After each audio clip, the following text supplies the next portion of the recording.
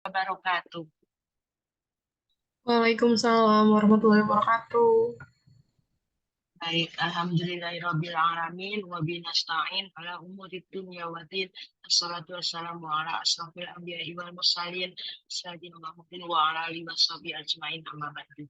Baik, sebelum kita mulai, seperti biasa ya, kita setiap hari menyampaikan rasa syukur kita kehadirat Allah Subhanahu wa Ta'ala, karena berkat rahmat karunia-Nya kita masih diberikan kesehatan lahir batin yang tetap terjaga, dan juga aktivitas kita semoga bisa berjalan dengan lancar, dan yang terpenting kita mendapatkan ilmu yang bermanfaat dunia akhirat, ya, ilmu yang semakin mendekatkan kita kepada Allah dan tidak menjauhkan darinya. Mari kita sama-sama berdoa ya seperti biasa, dengan rasa yang khusyuk ya, dengan sikap yang khusyuk. Mari kita mulai. Bismillahirrahmanirrahim. Raditu billahi rabban wa bil islami dina wa bi Muhammadin nabiyyan wa rasul. Rabbi zidni ilma warzuqni fahma. Rabbi israh li sadri wa yassir li amri wahlul 'uqdatam min lisani yafqahu qawli. Amin. Oke, apa kabar hari ini? Kalian ada kuliah nggak? Yang lain maksudnya selain kuliah saya. Ada Bu tadi. Oh, tadi Kebijakan ada. sama pajak. Zaki Bu online. Oh, online. Kebijakan Dan perencanaan sosial. yang Sosial. ada apa? Pak Zaki. Yang oh, Pak Zaki. Pak Zaki, Iya. Bu. Iya, kemarin tuh Pak Zaki kayaknya PN kali ya, kurang sehat. Tapi nggak tahu, mungkin ada juga ada kegiatan lain sehingga online. Baik, saya akan mulai dulu dengan mengabsen ya. Ini sudah berapa orang? Maaf, ini absennya nggak saya tampilkan. Ini pertemuan kita yang keberapa? Keempat ya, kita udah keempat ya. Iya Bu. 4, Bu. Tolong yang saya panggil bilang hadir dan tunjukkan wajahnya ya. Tunjukkan wajahnya sebentar. Nggak apa-apa kalaupun nanti karena kendala teknis kalian nggak harus on cam, tapi yang bisa on cam akan sangat saya hargai ya. Biar kita komunikasinya enak gitu, kayak saya berhadapan langsung dengan kalian, jadi tidak kayak dengan laptop ya. Oke, sepakat ya. Baik, Afwah Hoiria sudah ada? Hadir Ibu. Hadir ya. Oke. Kemudian Ershanda, Eca ya. Ya hadir. Kemudian, oh ya, Gufron, terima kasih ya dipinjemin link premiumnya, link Iya, Bu. Zoom-nya. Ya, hadir Bu. Oke. Muhammad Naufal sudah ada? Hadir Bu. Putri Rafinda Ababil tadi udah lihat ya. Hadir Ibu. Semuanya. Kemudian Susi Stifaragut. Hadir Ibu. Oke. Safira Azhara. Hadir Bu. Sudah ada? Hadir Bu. Lydia Lastamala. Hadir Bu. Saya agak tertutup ini layarnya. Oke, bilang hadir ya, karena ini saya harus buka dua layar. Kemudian Ade Rahmah Salsabila. Hadir Ibu. Oke. Agifa. Agifa hadir Bu. Amelia Putri. Ada? Hadir Bu. Amelia. Oke, terima kasih Dea. Ada? Hadir Bu. Oke, Dila Safitri. Hadir Bu. Hadir ya. Dita. Saya agak putus-putus ya. Ini nggak tahu Hadir, sinyal Bu. saya di ruang ya, agak lemot ini, saya nggak tahu nih sinyalnya. Fadila Aulia. Ada? Hadir Bu. Ada. Sidihan Mutrika. Hadir Ada? Bu. Ada. Oke. Ya, Muhammad Ihsan. Hadir Bu. Terima kasih semuanya ya. Miss Lina Nisri. Hadirah Bu Nisrina. Ya. Nurdian. Hadiroh Ibu. Ya. Pisca. Hadir Bu. Raisa. Hadir Ibu. Oke, siapa?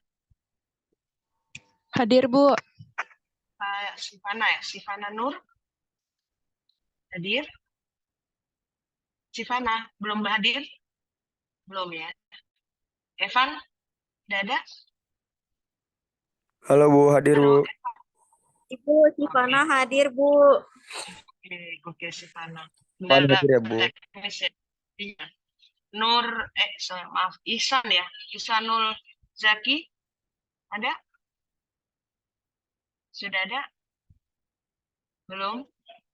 Muhammad Adam Faros, sudah ada? Belum ada juga. Muhammad Muklas, sudah ada? Belum? Sasabila, Hadir Ibu. ini kayaknya udah ada ya. Sasabila udah ada? Hadir Ibu. Oke. Tri Lestari. Belum ada. Wahdah. Hadir Bu. Oke, siap. Lisa. Tadi kayaknya ada. Belum ada ya? Pas salah lihat. Belum ada. Rehan. Hadir Bu. Udah ada. Ya. Kemudian Kaisa udah ada ya. Sudah kelihatan. Elvira. Hadir Ibu. Oke. Robi Surya Danwar. Robi. Hadir Bu. Hadir. Afifah ada? Hadirah, Ibu. Oke. Ahmad Rustam Mahardi. Hadir Ada? Ibu. Hadir, Oke. hadir. Alifar Hanum. Hadir Bu. Oke. Amanda ada? Oh iya, Amanda udah ada, Bu. kelihatan. Oke. Delay kayaknya tadi. Ami ada? Hadirah, Bu. Hadir. Oke. Andrean Marsyanda. Hadir Ibu. Tadi kelihatan. Oke. Davi. Hadir Bu, hadir. Oke. Dita. Hadir Bu. Oke. Diva, sudah ada Diva? Bisa hadir Bu. Diva ada? Oke. Fadil, Hadir Bu, hadir. sudah ada? Hadir Bu. Oke, hadir. Sebentar, ini mana tadi? Oke. Sempat menghilang. Faisal Firdaus, ada? Tadi kayaknya udah lihat. Faisal. Oke. Fauzan ada ya tadi. Yang mukanya nongol. Tutup lagi. Imam Samudra, pindahan. Imam, belum. Imam belum ada. Hadir Udah. Bu. Oke. Hadir. Ya. Zikra Fajrin. Zikra ada? Oh, udah ada. Yang baru datang siapa yang baru Ibu. masuk? Tadi Wahda Lutfiah lagi di Saya kamar ulang mandi, Bu. dari atas ya. Ihsan Nurjaki, udah ada? Belum? Ulang. Muhammad Adam Faros. Ya. Bentar, saya ulang lagi aja ya. Muhammad Adam Faros ada? Ihsanul Jaki tadi ada ya? Ada Bu. Oke. Muhammad Adam Faros sudah ada? Belum? Ini jarang masuk, kenapa? Muhammad Muklas? Belum ada juga. Tri Lestari tadi ada? Tri Lestari? Belum ada juga. Lisa Fajri, sorry. Belum? Hadir. Oke. Nanti kalau ada ini ada yang tahu, mungkin ada yang sakit atau Ibu. apa ya, saya belum tahu. Wahda Lutfiah hadir, Bu, Oke. tadi. Siap. Wahda Lutfiah, Bu. Udah Lutfi udah masuk ya, udah. Iya, sama Udah, Sivana, Bu. Sivana juga tadi belum disebut. Sivana berapa NIM-nya? 24. 24, Bu. Rifana berapa? 24. 24.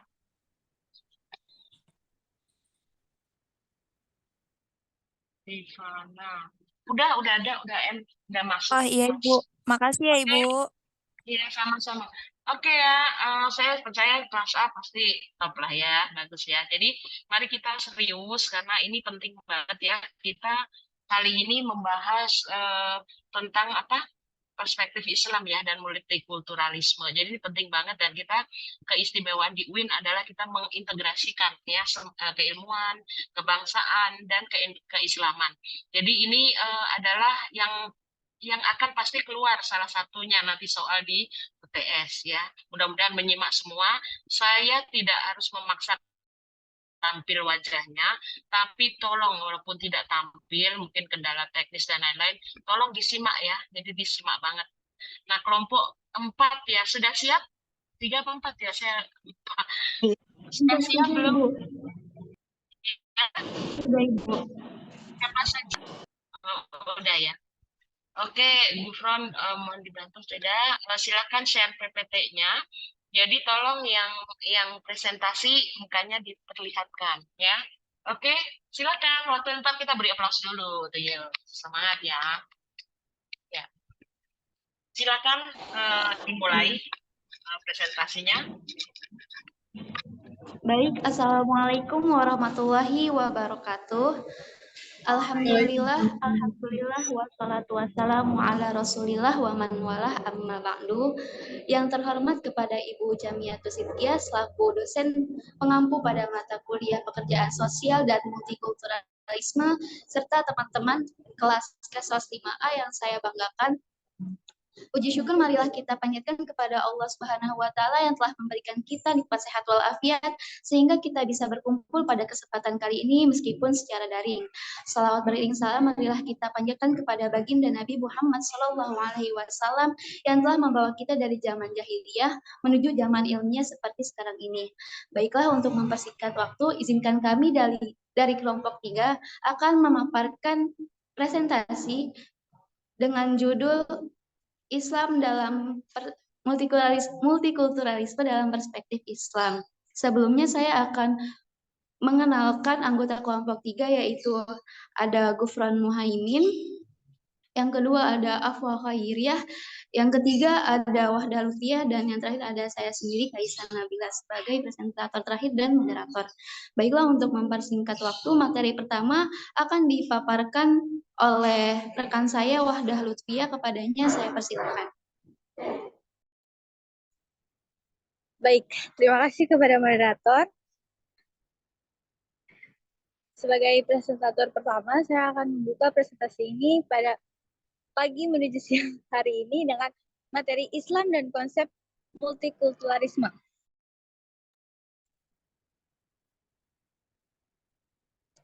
Next, ini slide-nya udah keganti belum ya? Ya. Yang pertama ada toleransi intraagama dalam konsep ikhtilaf. Sebuah hadis Nabi Muhammad SAW berbunyi, ikhtilafu ummati rahmah. Secara literal atau harfiah, hadis tersebut berarti perbedaan pendapat di kalangan umatku merupakan rahmat. Dari hadis tersebut memberikan landasan bahwa Islam mentoleransi perbedaan pendapat yang terjadi di kalangan Muslim. Dalam kaitan ini, mempelajari sejarah pemikiran dalam Islam yang menyajikan keanekaragaman yang luar biasa akan memberikan keteladanan tentang bagaimana Muslim pada masa lalu menyikapi perbedaan pendapat di kalangan kaum Muslim sendiri. Sebagai contoh, misalkan perbedaan penafsiran terhadap ajaran Islam di kalangan Muslim itu sendiri banyak ditemukan dalam sejarah Islam pada periode klasik maupun modern. Perbedaan penafsiran itu meliputi banyak aspek dan bidang, baik bidang keilmuan tafsir sendiri, hadis, ilmu kalam, fikih, tasawuf, dan sebagainya. Nah, contoh kedua yaitu pemahaman yang beragam tentang puasa nih. Kan pasti setiap orang imsaknya tuh berbeda-beda. Ada yang pas azan subuh masih diperbolehkan minum, terus makan kurma segala macam. Nah, ada yang beberapa menit sebelum azan subuh berkumandang. Itu kan termasuk perbedaan pendapat dalam Islam. Nah, konsep ikhtilaf sebenarnya terkait dengan beberapa konsep mendasar dalam Islam. Boleh next slide?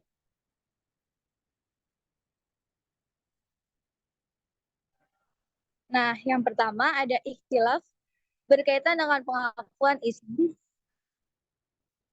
atas adanya kebebasan pendapat.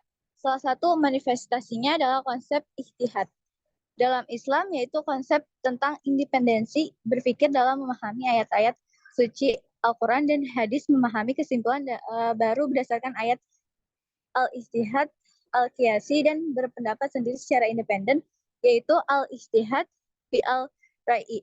Yang kedua, penolakan Islam terhadap otoritas tunggal dalam penafsiran ayat suci. Penafsiran otoritatif hanya berada di tangan Nabi Muhammad SAW. Penafsiran yang sama tidak bersifat mutlak dan tergantung kepada sejauh mana penafsiran itu mendapatkan pengikut di kalangan kaum muslim. Dalam kaitan inilah ikhtilaf menjadi rahmat. Sesuai sama tadi hadis yang Nabi Muhammad katakan, ya kan? Yang ketiga, ikhtilaf juga berkaitan dengan konsep syura dalam Islam. Perbedaan pendapat di kalangan kaum muslimin mendapatkan tempat untuk didiskusikan dengan tujuan mencari titik temu dalam sebuah tradisi yang disebut musyawarah. Islam memerintahkan kaum muslim untuk bermusyawarah dalam menyelesaikan masalah, atau yang disebut wa syawirhum fil amr. Next slide.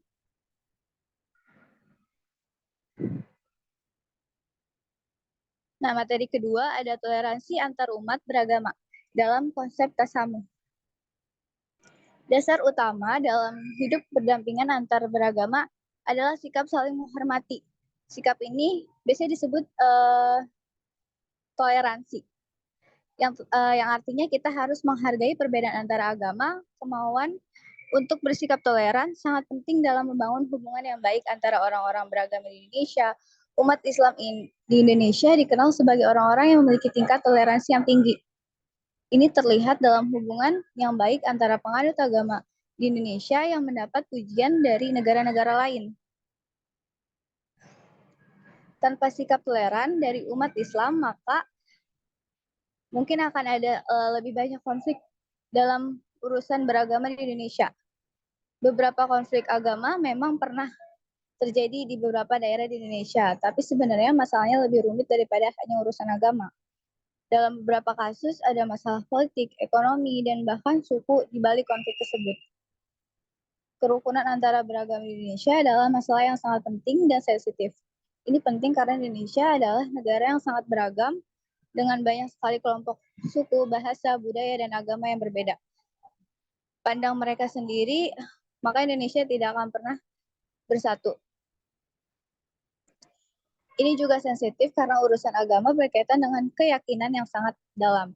Keyakinan ini bisa membuat seseorang merasa tersinggung, marah, atau kurang toleran.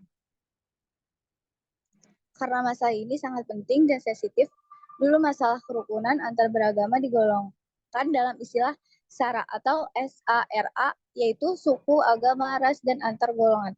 Tapi malah karena itu orang jarang banget bicarain masalah ini. Bahkan jadi suatu yang tabu. Ini membuat masalah kerukunan antar beragama seperti bom yang waktunya bisa meledak kapan aja. Konflik-konflik seperti di Ambon, Poso, dan tempat lainnya di masa lalu. Meskipun banyak faktor lain yang rumit di baliknya, bisa jadi pembelajaran untuk membangun hubungan yang baik antar beragama di Indonesia. Rasulullah SAW juga mengajarkan toleran dalam kehidupannya. Dulu beliau membuat piagam Madinah saat beliau hidup berdampingan dengan kaum Yahudi, Nasrani, dan berbeda agama lainnya. pada masa awal Hijriah. Kalau nggak salah tanggal 1 Hijriah. Tersirat dengan gamblang betapa Rasulullah menghargai kerukunan hidup beragama. Ketika itu ketika itu belum ada satu negara pun yang memiliki peraturan tentang cara mengatur hubungan antara umat beragama. Pasal-pasal dalam Piagam Madinah telah jelas mengatur hubungan tersebut. Misalnya nih, pasal 16, bahwa sesungguhnya kaum Yahudi yang setia pada negara kita berhak mendapat bantuan dan perlindungan, tidak boleh dikurangi haknya, dan tidak boleh diasingkan dalam pergaulan umum. Dalam sejarah hidup Muhammad yang ditulis oleh Muhammad Hussein Haikal, diceritakan betapa Rasulullah SAW sangat menghargai tokoh-tokoh agama dari kalangan Yahudi. Penduduk Madinah yang menyambut Rasulullah dibalas dengan pula kunjungan silaturahmi ke tokoh-tokoh mereka, termasuk Yahudi. Meskipun demikian, Islam juga menetapkan batas-batasan sampai di mana umatnya toleran dengan umat lain. Rasulullah SAW pernah diajak bertoleransi dalam masalah ibadah. Ketika itu Rasulullah diminta kafir Quraisy untuk menyembah berhala. Ikut gitu ke mereka kayak ya menyembah berhala. Sebagai balasannya kaum Quraisy akan menyembah Allah SWT. Dengan tegas, Nabi pun menolak tawaran yang ingin menghancurkan prinsip akidahnya. Allah SWT lantas berfirman di dalam Quran Surah Al-Kafirun ayat 6, Auzubillahi minasyaitonirrajim, Bismillahirrahmanirrahim. Lakum dinukum waliyadin, yang artinya untukmu agamamu dan untukku agamaku. Quran Surah Al-Kafirun ayat 6. Prinsip dalam Quran Surah Al-Kafirun merupakan dasar-dasar toleransi sejati yang mengandung nilai universal. Saat Muslim menghormati akidah agama lain dengan mengatakan tak pernah menjadi penyembah yang kamu sembah, juga berlaku kepada pemeluk agama lain. Mereka tidak akan menyembah apa yang Muslim sembah. Saat prinsip-prinsip ini diterapkan, toleransi akan terwujud. Next slide. Nah, untuk mencapai kerukunan antar beragama, ada beberapa hal yang perlu dilakukan. Yang pertama, kita harus bersedia berbicara satu sama lain. Ini berarti kita harus komunikatif, baik dalam tingkat kelompok maupun individu. Kita punya lembaga seperti Departemen Agama, Majelis Ulama Indonesia yang disebut dengan MUI, dan lembaga-lembaga agama lainnya yang bisa jadi penghubung. Di tingkat individu, setiap orang beragama di Indonesia harus mau buka komunikasi tanpa curiga satu sama lain. Nah, yang kedua, kita harus saling mengerti. Artinya, kita perlu mengenal satu sama lain. Kalimat tak kenal maka tak sayang itu berlaku banget. Kalau kita mengerti agama-agama lain, kita jadi lebih toleran dan tidak gampang curiga. Nah, yang ketiga, kita harus mengakui keberadaan satu sama lain. Ini berarti semua agama diakui di Indonesia. Ini sesuai dengan Undang-Undang Dasar 1945 yang mengizinkan setiap warga negara untuk menjalankan agamanya masing-masing. Dengan mengakui keberadaan agama-agama lain, kita bisa bekerja sama untuk menjalani kehidupan yang damai. Nah, mungkin yang terakhir nggak tertulis ya. Yang terakhir, pemerintah perlu banget nih membuat aturan yang jelas dan tegas mengenai hubungan antar beragama di Indonesia. Aturan ini harus diterapkan dengan tegas dan adil bagi semua agama.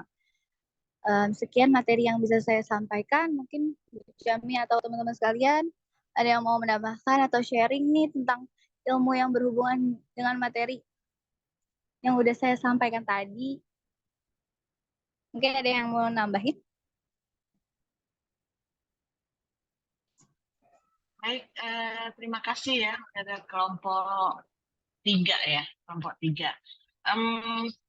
Kita biasa ya ada tanya jawab ya. Jadi sebelum nanti saya menambahkan dari paparan kelompok berapa 3 ya, betul 3 kan? Kelompok Maaf, Bu. 3. Betul, Bu. Maaf Bu, Iya. belum selesai. Oh, Baru belum materi selesai. saya. Oh. Saya kira udah selesai. Oke, lanjut aja dulu sampai selesai ya. Nanti kita Oke, setelah Bu. itu tanya jawab. Nanti yang bertanya selalu saya kasih poin ya. Jadi silahkan berarti menyimak. Silahkan. Oke, selanjutnya saya yaitu Alfa Khairiyah. Terima kasih Wahda sebelumnya sudah menjelaskan mengenai konsep dari multikulturalisme. Nah, di sini aku mau bahas tentang ayat Al-Quran tentang multikulturalisme. Sebelumnya, daun salam, daun saga, yang jawab salam masuk surga. Assalamualaikum warahmatullahi wabarakatuh. Waalaikumsalam warahmatullahi wabarakatuh. Nah, kita sekarang bahas ini aja ya teman-teman, ayat Al-Quran tentang multikulturalisme. Sebelumnya aku mau nanya dulu nih, langsung aja deh ke Pravinda. Pravinda, tahu nggak multikulturalisme itu kenapa berkaitan dengan agama Islam? Oke, karena izin menjawab ya. Mengapa dikaitkan dengan agama Islam? Tadi sudah dijelaskan juga bahwasannya dalam ayat Al-Quran itu sudah terpaparkan gitu ya, bahwasannya kita harus saling menghargai, harus saling menghormati. Nah, di mana pastinya Allah Subhanahu wa Ta'ala itu sudah mengingatkan kita sebagai manusia untuk saling melebur gitu satu sama lain, untuk saling berkomunikasi, saling menghargai dan lain sebagainya. Seperti itu. Cakep, terima kasih Putri Pravinda. Babil Bu, catat Bu, 005 itu absennya. Terima kasih Alfa, pertanyaan dadakannya. Oke, aku mau jelasin kenapa multikulturalisme itu berkaitan dengan agama Islam. Betul tadi kata Putri Pravinda. Dan di sini di PPT ditulis bahwa karena agama Islam ini merupakan agama yang universal, yang dimana dia memuliakan nilai-nilai kemanusiaan, prinsip-prinsip persamaan hak, dan mengakui keberagaman latar belakang, budaya, serta kemajemukan. Aduh, keselak Bu, maaf. Kemajemukan. Nah, di sini kita diberikan penekanan bahwa Islam ini memuliakan nilai-nilai kemanusiaan. Nilai-nilai kemanusiaan ini contohnya kayak kita menghormati martabat setiap individu, kemudian kita memberikan penghargaan terhadap kehidupannya, kemudian kebahagiaannya, keamanannya, dan kesejahteraannya. Kemudian untuk prinsip persamaan haknya, itu contohnya itu kayak persamaan hak ya, setiap manusia itu harus punya gitu. Itu dihormati, diakui, dan dilindungi oleh hukum. Tidak boleh untuk didiskriminasi atau diperlakukan tidak adil berdasarkan ras, agama, gender, dan lain-lain sebagainya. Kemudian di situ juga dijelaskan bahwa Islam mengakui keberagaman latar belakang budaya serta kemajemukan. Ya seperti yaitu kita harus menghormati budaya, bahasa, agama, tradisi, dan nilai-nilai kelompok-kelompok yang ada di masyarakat. Kan Indonesia banyak banget ya keberagaman budayanya, oleh karena itu kita harus belajar tentang kemajemukan gitu, bagaimana kita mengatasi hal tersebut. Oke, yang kedua, multikulturalisme menurut Islam dianggap sebagai aturan ilahi atau sunatullah yang tidak akan pernah berubah dan tidak mungkin dapat diingkari atau dilawan. Setiap individu akan menghadapi kemajemukan di mana pun dan dalam konteks apapun. Jadi multikulturalisme dalam perspektif Islam ini dianggap sebagai sebuah ketentuan atau hukum yang telah ditetapkan oleh Allah Subhanahu wa Ta'ala, atau disebut juga sunatullah, yang sifatnya itu dia tetap dan tidak berubah-ubah. Jadi nggak bisa juga ditentang atau disangkal oleh manusia. Jadi ini berarti keberagaman dalam budaya, bahasa, suku, agama, dan latar belakang itu adalah bagian dari rencana Allah yang harus kita hormati dan diakui oleh umatnya, oleh umat manusia. Oleh karena itu kita sebagai umat muslim, sebagai anak UIN ya, itu diharapkan untuk menerima dan menghormati keberagaman ini sebagai bagian dari tatanan yang dikehendaki oleh Allah Subhanahu wa Ta'ala. Mantap. Nah, di situ ditulis secara historis Islam mengakui kajian multikulturalisme karena banyak nas-nas yang mengakomodir seluruh kultur yang ada dan tidak bertentangan dengan nilai-nilai Islam. Jadi agama Islam ini dianggap sebagai ajaran rahmat, peradaban, dan kemanusiaan. Nah, secara sejarah Islam ini dianggap menghormati dan memfasilitasi multikulturalisme karena dalam Islam ini terdapat banyak teks-teks atau keagamaan yang mencakup berbagai budaya dan tidak bertentangan dengan prinsip fundamental Islam. Jadi Islam, dengan kata lain, Islam ini mengajarkan penghargaan terhadap keberagaman budaya dan menyambut nilai-nilai yang sejalan dengan ajaran agama Islam tersebut. Oke, boleh di next, Mas Gufron. Nah, tentunya di dalam ayat suci Al-Quran itu terdapat banyak sekali ayat suci Al-Quran dan hadis yang mengajarkan tentang multikulturalisme. Salah satunya yaitu di surat Al-Hujurat ayat 13. Saya bacain ya teman-teman. Masya Allah, tabarakallah. Bismillahirrahmanirrahim. A'udzubillahi minasyaitonirrajim. Bismillahirrahmanirrahim. Ya ayyuhan nasu inna khalaqnakum min zakari wa unsa. Waj'alnakum syu'aba wa qaba'ila lita'arafu inna akramakum indallahi atqakum innallaha alimun khabir. Masya Allah, sadaqallahul azim. Baik, artinya di sini boleh dibaca. Siapa? Ada yang mau baca tidak, teman-teman? Nggak ada yang mau? Ya udah saya aja. Boleh Dita. Boleh dibaca. Artinya, hai manusia, sesungguhnya kami menciptakan kamu dari seorang laki-laki dan seorang perempuan, dan menjadikan kamu berbangsa-bangsa dan bersuku-suku supaya kamu saling kenal mengenal. Sesungguhnya, orang yang paling mulia di antara kamu di sisi Allah ialah orang yang paling takwa di antara kamu. Sesungguhnya Allah Maha Mengetahui lagi Maha Mengenal. Surah Surat Al-Hujurat ayat 13. Masya Allah, terima kasih ya Dita sudah membantu untuk membacakan arti dari surat Al-Hujurat ayat 13. Oke, boleh di next, Gufron. Nah, dari ayat tersebut itu ada beberapa para ahli yang mentafsirkan arti dari surat Al-Hujurat ayat 13 itu. Yang pertama ada menurut Abdurrahman bin Nasir bin Abdullah Al-Su'di. Beliau mengatakan bahwa di situ di ayat Al-Hujurat itu kan terdapat kata ta'aruf ya teman-teman, di mana beliau menafsirkan bahwa fungsi ta'aruf dalam konteks ayat ini itu untuk menumbuhkan semangat saling tolong-menolong, kemudian saling mewarisi, dan menjaga hak-hak kerabat. Nah, dia juga mengatakan bahwa hal itu dapat terwujud jika terdapat perbedaan identitas primordial dan kondisi saling mengenal satu sama lain. Nah, jelas di sini kita harus menumbuhkan semangat saling tolong-menolong. Bentar, Bu. Hilang di tulisan saya, Bu. Oke.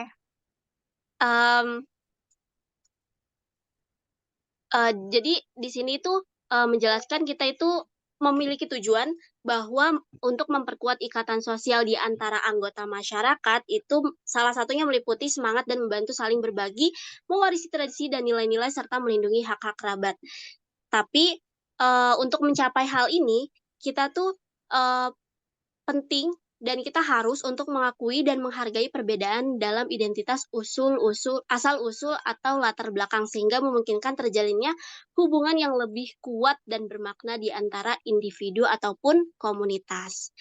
Nah, yang kedua itu ada menurut ahli Ibnu Katsir yang mengatakan bahwa perbedaan identitas primordial ini tidak boleh dijadikan dasar persaingan yang tidak sehat seperti sikap saling menjatuhkan, menghujat dan bersombong-sombongan.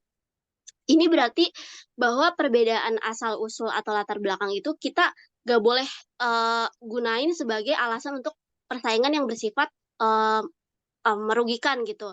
Seperti contohnya kayak kita tuh saling mencela, kemudian menghujat atau ya sombong lah gitu ya. Nah, sebaliknya penting untuk kita membangun hubungan yang sehat, kemudian menghargai satu sama lain, kemudian bekerja sama demi kebaikan bersama. Selanjutnya ada menurut M. Quraish Shihab, beliau menguraikan bahwa pada penggalan ayat Al-Hujurat itu ada kata ya ayuhan nas, yaitu adalah pengantar untuk menegaskan bahwa semua manusia itu memiliki derajat kemanusiaan yang sama di sisi Allah Subhanahu wa Ta'ala, dan tidak ada perbedaan antara suku dengan suku yang lainnya. Kemudian tidak ada juga perbedaan pada nilai kemanusiaan antara laki-laki dan juga perempuan gitu. Karena ya semuanya itu diciptakan berawal dari seorang laki-laki dan perempuan, yaitu Adam dan Hawa. Itu ya teman-teman. Sehingga mereka mempunyai nilai dan hak yang sama sebagai manusia. Kemudian beliau juga ada kata ta'aruf gitu, sama seperti Abdurrahman bin Nasir bin Abdillah. Kata ta'aruf di sini menurut beliau yaitu artinya mengenal. Nah, ini digunakan pada ayat ini mengandung makna timbal balik, yakni saling mengenal. Jadi semakin kuat pengenalan antara satu pihak pada pihak lain, maka semakin terbuka juga peluang untuk memberikan sebuah manfaat gitu, sebuah manfaat lah gitu ya.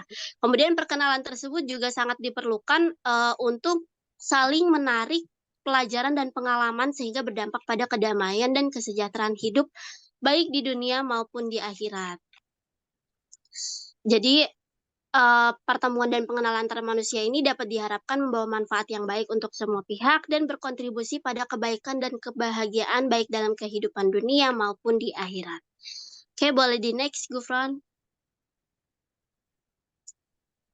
Nah, makna dari surat Al-Hujurat ayat 13 ini bahwa ayat ini menjelaskan Allah Subhanahu wa Ta'ala itu menciptakan manusia dari asal yang sama sebagai keturunan dari Nabi Adam dan Hawa yang tercipta dari tanah. Nah, seluruh manusia sama di hadapan Allah Subhanahu wa Ta'ala. Manusia menjadi mulia bukan karena suku, warna kulit ataupun jenis kelamin, melainkan karena ketakwaannya. Kemudian dijadikanlah berbangsa-bangsa dan bersuku-suku. Nah, untuk tujuan penciptaan semacam itu bukan untuk saling penciptaan semacam itu bukan untuk saling menjatuhkan, menghujat dan bersombong-sombong, melainkan agar kita itu masing-masing saling kenal, kemudian untuk menumbuhkan rasa saling hormat, kemudian saling tolong-menolong. Jadi dari paparan ayat ini kita dapat pahami bahwa agama Islam ini secara normatif telah menguraikan tentang kesetaraan dalam bermasyarakat yang tidak mendiskriminasikan kelompok lain. Next, Gufron. Oke, ada hadis tentang multikulturalisme. Sebenarnya untuk hadisnya ini ada banyak, tapi aku cuma ngambil 2, yaitu sebentar. Yang pertama itu saya bacain aja. Adi bin Abbas qala qila li Rasulillah sallallahu alaihi wasallam ayu adiyani ahabu ila Allahi qala hanifiyatus samhah. Yang artinya dari Ibnu Abbas ia berkata ditanyakan kepada Rasulullah sallallahu alaihi wasallam, agama manakah yang paling dicintai oleh Allah? Maka beliau bersabda, al-hanifiyah, as-samhah, yang lurus lagi toleran. Kemudian hadis kedua, An Ibnu Mas'ud qala Rasulullah sallallahu alaihi wasallam, man azazi ma yaqfa'anna khosmuhu wa man kuntu khosmahu khosamtuhu yaumal qiyamah. Yang artinya barang siapa yang membunuh non-muslim yang berdamai dengan muslim, maka aku akan memusuhinya. Dan orang yang memusuhinya, maka di hari kiamat dia bermusuhan denganku. Nah, next.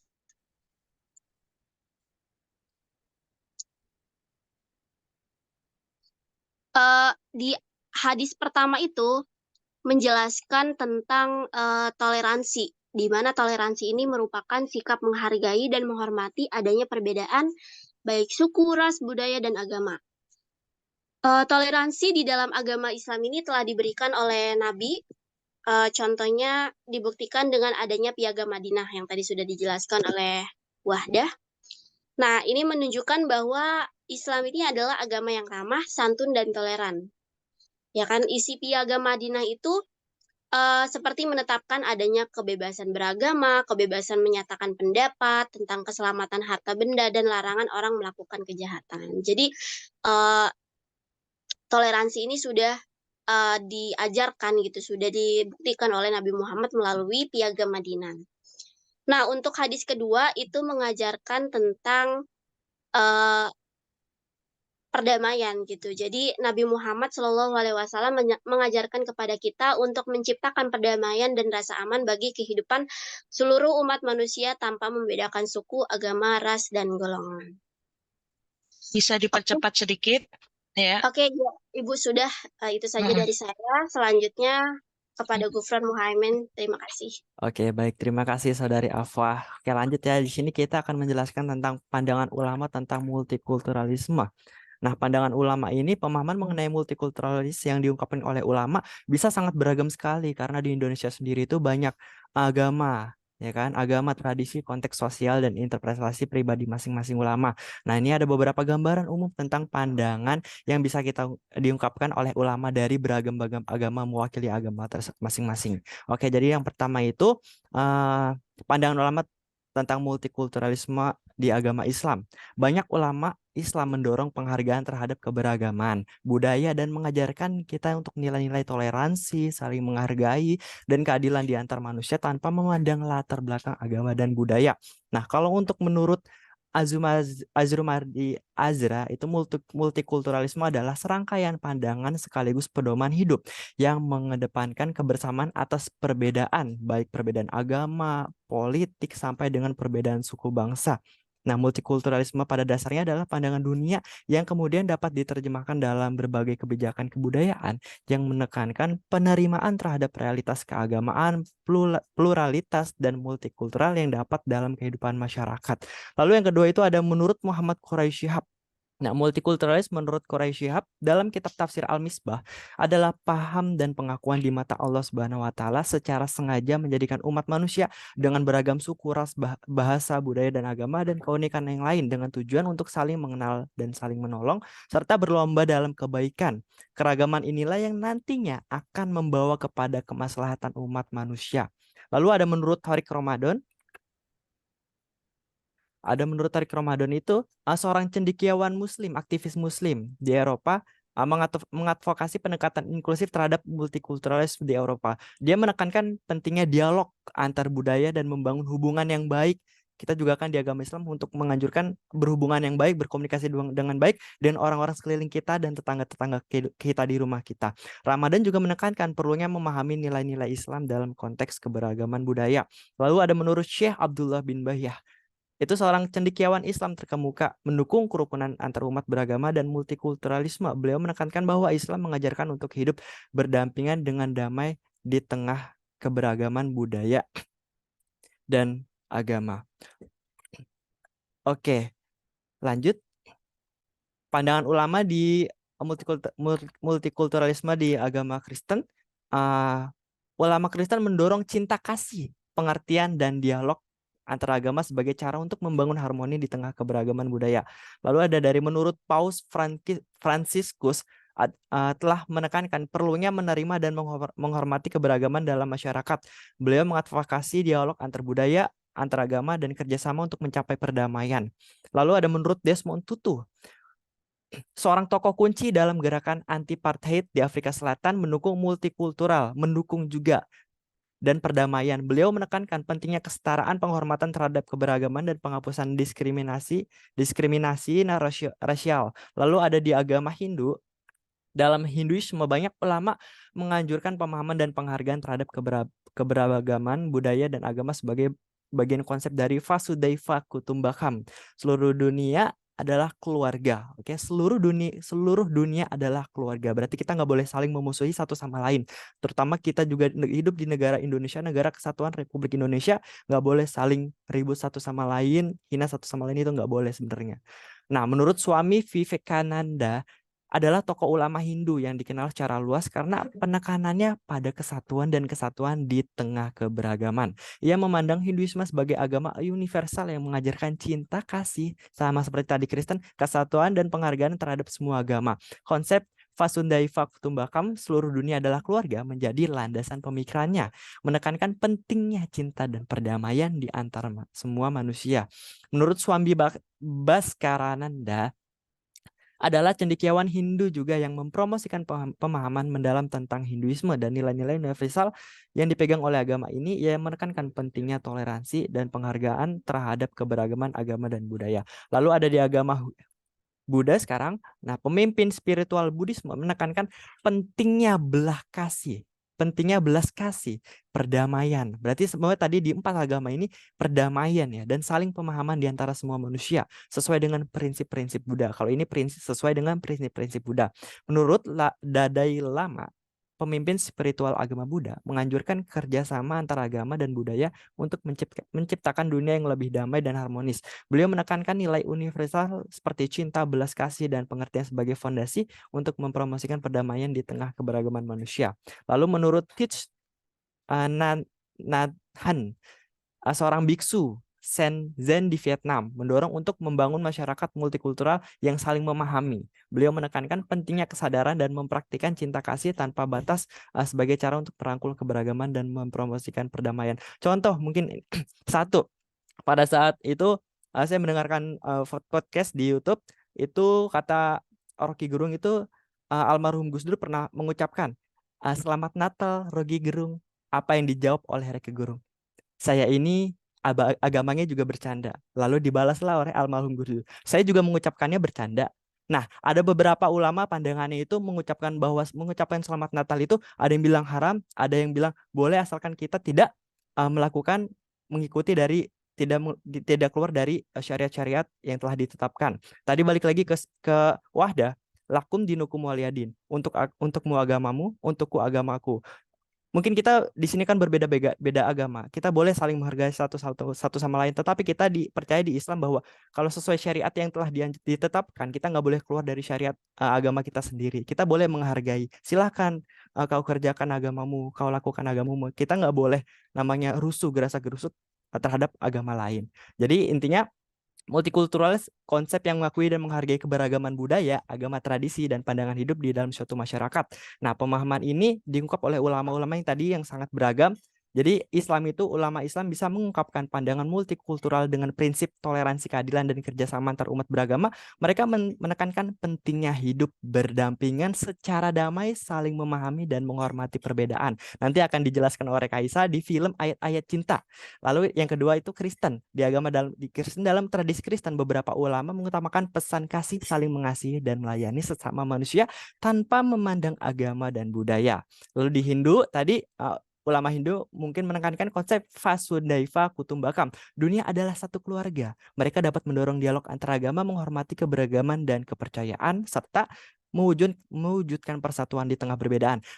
Di agama Buddha, ajaran Buddha menekankan prinsip seperti metta kasih sayang dan karuna kasih sayang dan belas kasih. Ulama Buddha mungkin mendukung dialog antar agama, saling pengertian dan mencari kebenaran. Jadi penting untuk kita pemahaman ulama dari masing-masing agama bisa sangat bervariasi tergantung dari pemahaman dari ulama tersebut. Itu sekian dari saya untuk pandangan ulama terhadap multikulturalisme. Selanjutnya dijelaskan oleh Kaisa. Terima kasih. Baik, terima kasih Gibran yang telah memaparkan materi sebelumnya. Di sini saya akan memaparkan studi kasus multikulturalisme dalam perspektif Islam diambil dari novel dan film Ayat-Ayat Cinta karya Habibur Rahman El-Shirazi. Seperti yang kita ketahui bahwa Habibur Rahman El-Shirazi merupakan salah satu novelis nomor 1 di Indonesia. Nah, banyak sekali karya-karya dari Habibur Rahman ini yang membahas mengenai multikulturalisme, salah satunya novel dan film Ayat-Ayat Cinta.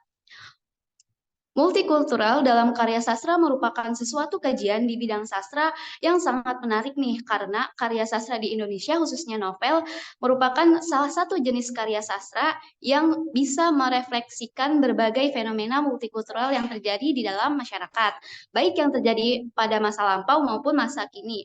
Nah, sastra multikultural sudah sejak lama ada dalam novel sastra Indonesia, bahkan sejak zaman Balai Pustaka. Novel sastra Indonesia sudah membicarakan multikultural. Keberadaan sastra multikultural sudah ada sejak zaman kolonisasi, karena pada masa tersebut sudah banyak nih ditemukan karya sastra yang membicarakan hubungan multikultural dalam konteks masyarakat Indonesia.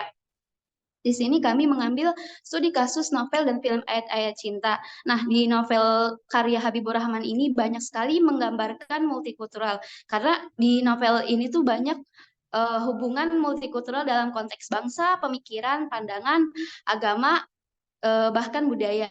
Nah, di tokohnya itu ada tokoh utama yaitu Fahri digambarkan sebagai mahasiswa Indonesia yang berkuliah di Al-Azhar Kairo, Mesir. Dan tokoh keduanya itu yaitu Aisyah, muslimah berkebangsaan Jerman Mesir yang tinggal di Mesir. Nah, mereka ini digambarkan sebagai sosok yang sangat menerima perbedaan gitu. Di pergaulan mereka juga tidak pernah mempersoalkan adanya perbedaan bangsa, pandangan, bahkan budaya. Nah, bukti dari si tokoh utama ini bisa menjalankan multikulturalismenya, yaitu ada pada cuplikan berikut. Next, Gufron. Dari cuplikan film Ayat-Ayat Cinta ini sebenarnya sedikit dari banyaknya multikulturalisme yang diajarkan dalam film Ayat-Ayat Cinta. Nah, dari yang seperti Aisyah katakan bahwa memang Islam tuh sangat menganjurkan bahwa kita harus berbuat baik kepada siapapun, tidak memandang perbedaan yang ada. Bahkan meskipun kita berbeda agama dengan orang yang kita tolong gitu. Nah, dari hadis yang dibacakan oleh Fahri ini, maksud dari orang asing bukan hanya orang yang masuk ke dalam negara lain gitu, tetapi juga orang asing yang disebutkan ini adalah orang yang berbeda dari kita, kayak berbedanya itu kayak berbeda pandangan, agama ataupun yang lainnya. Nah, next slide.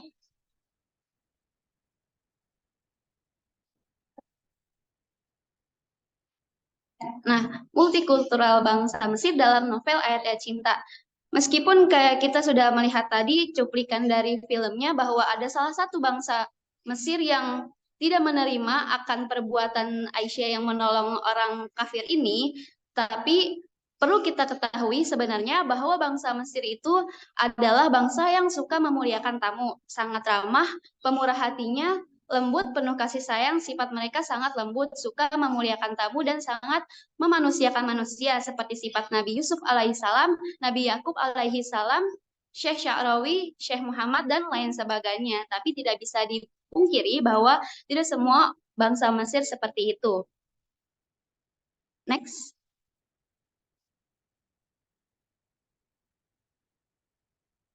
Nah, mungkin kalau misalkan emang teman-teman mau mengetahui tentang pelajaran multikulturalisme dalam novel dan film Ayat-Ayat Cinta, teman-teman bisa baca dan melihatnya. Selanjutnya, saya akan memaparkan mengenai multikulturalisme dalam Islam, contoh dalam kehidupan beragama dan bermasyarakat.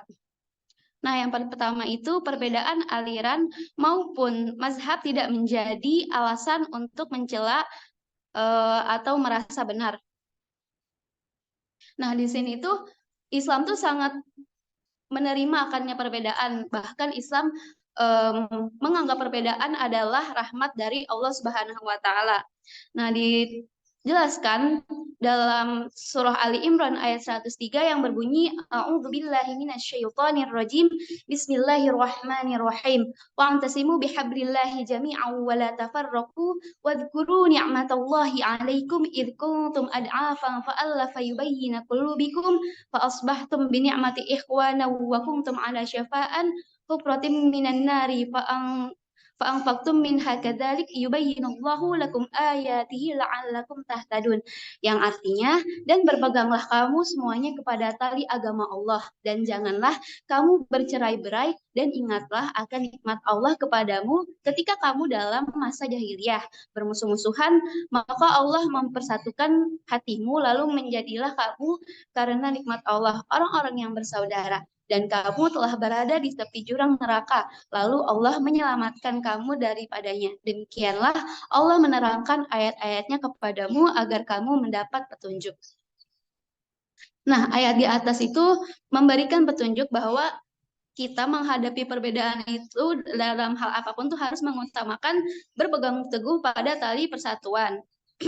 Nah, perbedaan juga adalah sebuah keniscayaan yang sudah Allah tentukan di dalam kehidupan ini, yang bermakna bahwa suatu perbedaan yang ada di kehidupan manusia merupakan kehendak Allah yang pasti terjadi dan manusia tidak mungkin dapat menghindarinya. Jika tidak ada perbedaan di muka bumi ini, maka hidup itu akan terasa monoton. Nah, Islam ini adalah agama yang mengajarkan tidak memberi celah untuk bertengkar, saling menyalahkan dan saling mendiskriminasi. Nah, cuma karena sebuah perbedaan ini. Nah, makanya dengan ini suatu ungkapan maslahat dan kerukunan umat lebih penting daripada benar tetapi hanya pada diri sendiri saja.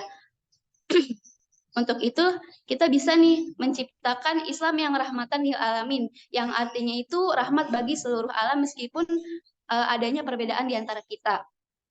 Nah, yang kedua itu penyebaran Islam di Indonesia merupakan wujud multikulturalisme dengan menggabungkan budaya lokal dengan ajaran tahlil. Seperti yang kita ketahui, bahwa masuknya Islam ke Indonesia khususnya di Pulau Jawa yaitu dengan memanfaatkan budaya lokal dalam memperkenalkan dakwah Islamiyah. Salah satu contohnya yaitu dakwah salah satu wali Songo, Sunan Kalijaga, yang memperkenalkan Islam dengan seni wayang. Jadi di sini beliau memaparkan Islam itu dengan seni pertunjukan wayang.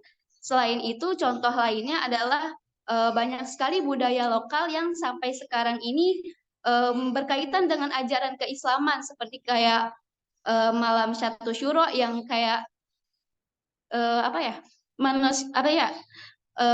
rakyatnya ini tuh kayak kita disuruh untuk bersedekah gitu, memberikan makanan kepada yang membutuhkan.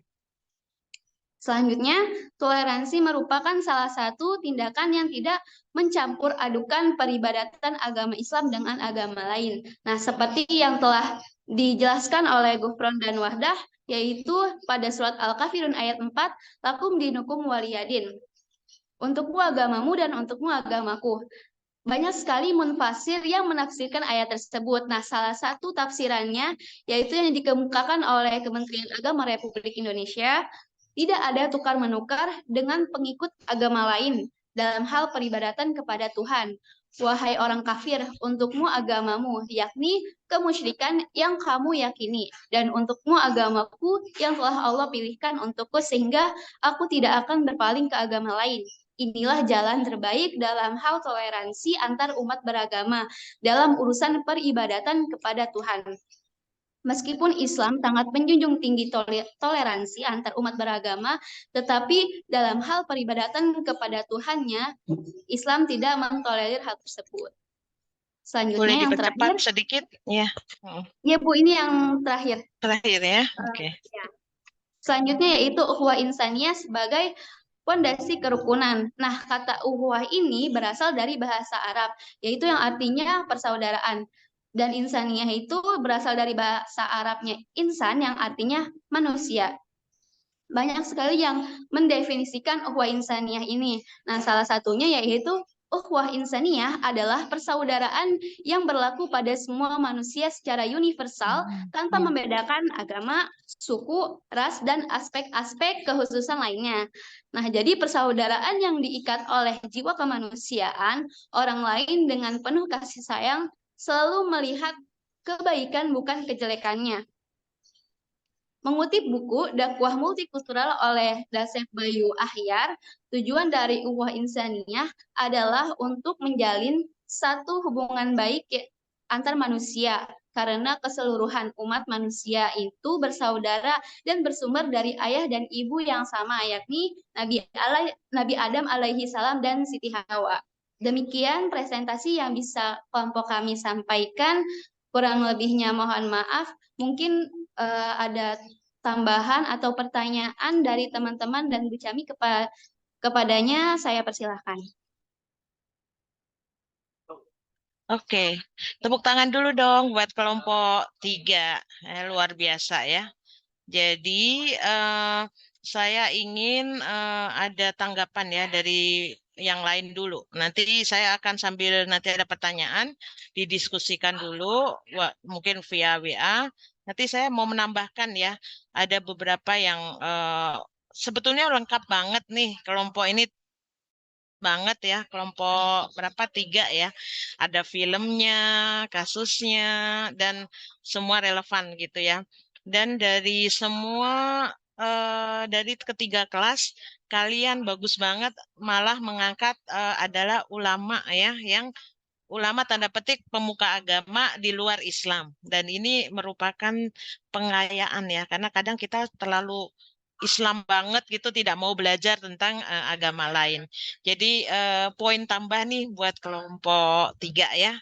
Luar biasa, bagus banget. Oke, tapi mungkin ada pendapat ya, kita discuss ya. Jadi kita sudah mendengar tadi betapa Islam itu sunatullah ya, sudah mengakui bahwa memang ada keberagaman.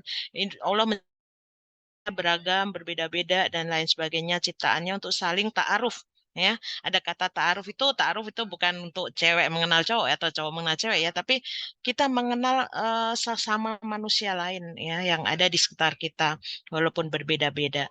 Baik, mungkin pertanyaan dulu ya. Nanti saya akan menambahkan beberapa poin penting terkait dalam konteks berbangsa ya, tentunya dengan agama yang di Indonesia yang berbeda-beda, yang tentunya rentan ya untuk terjadi kesalahpahaman, konflik dan lain-lain.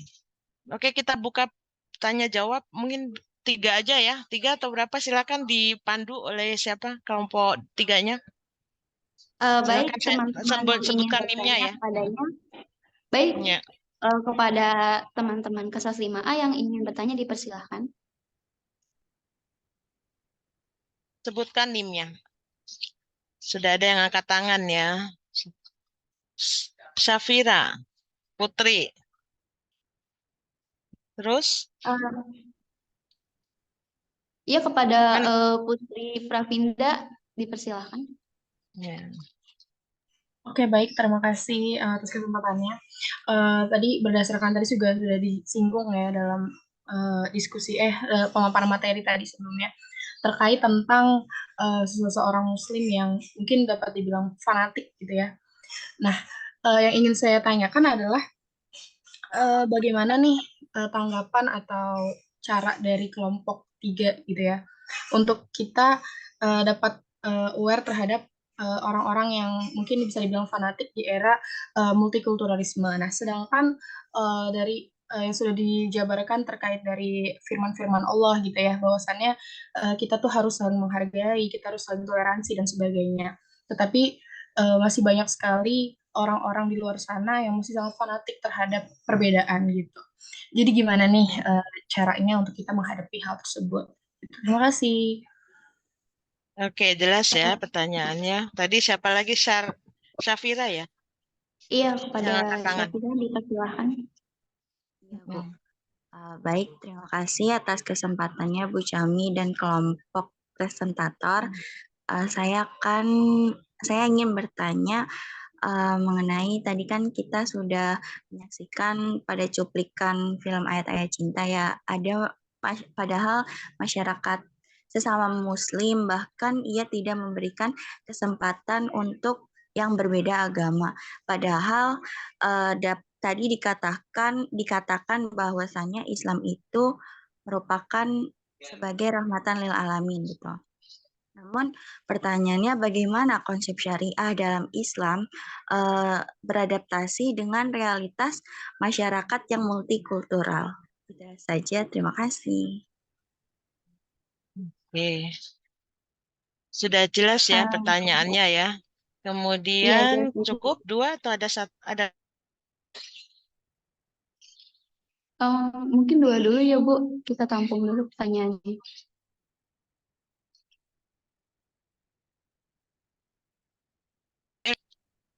Oh, ada lagi yang angkat tangan, siapa nih? Ami ya? Siapa? Bukan. Udah. Oke, kalau nggak ada lagi, nanti tolong didiskusikan. Saya boleh ikut share screen untuk menampilkan tambahan apa ya, pengayaan aja ya. Jadi Gufron ya, minta izin ya Gufron. Sudah, Bu. Oke.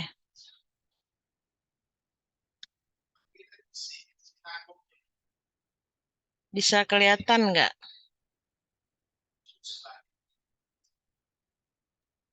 Kelihatan nggak ya? Terlihat? Lihat, Bu. Oke, bentar saya dari awal ya.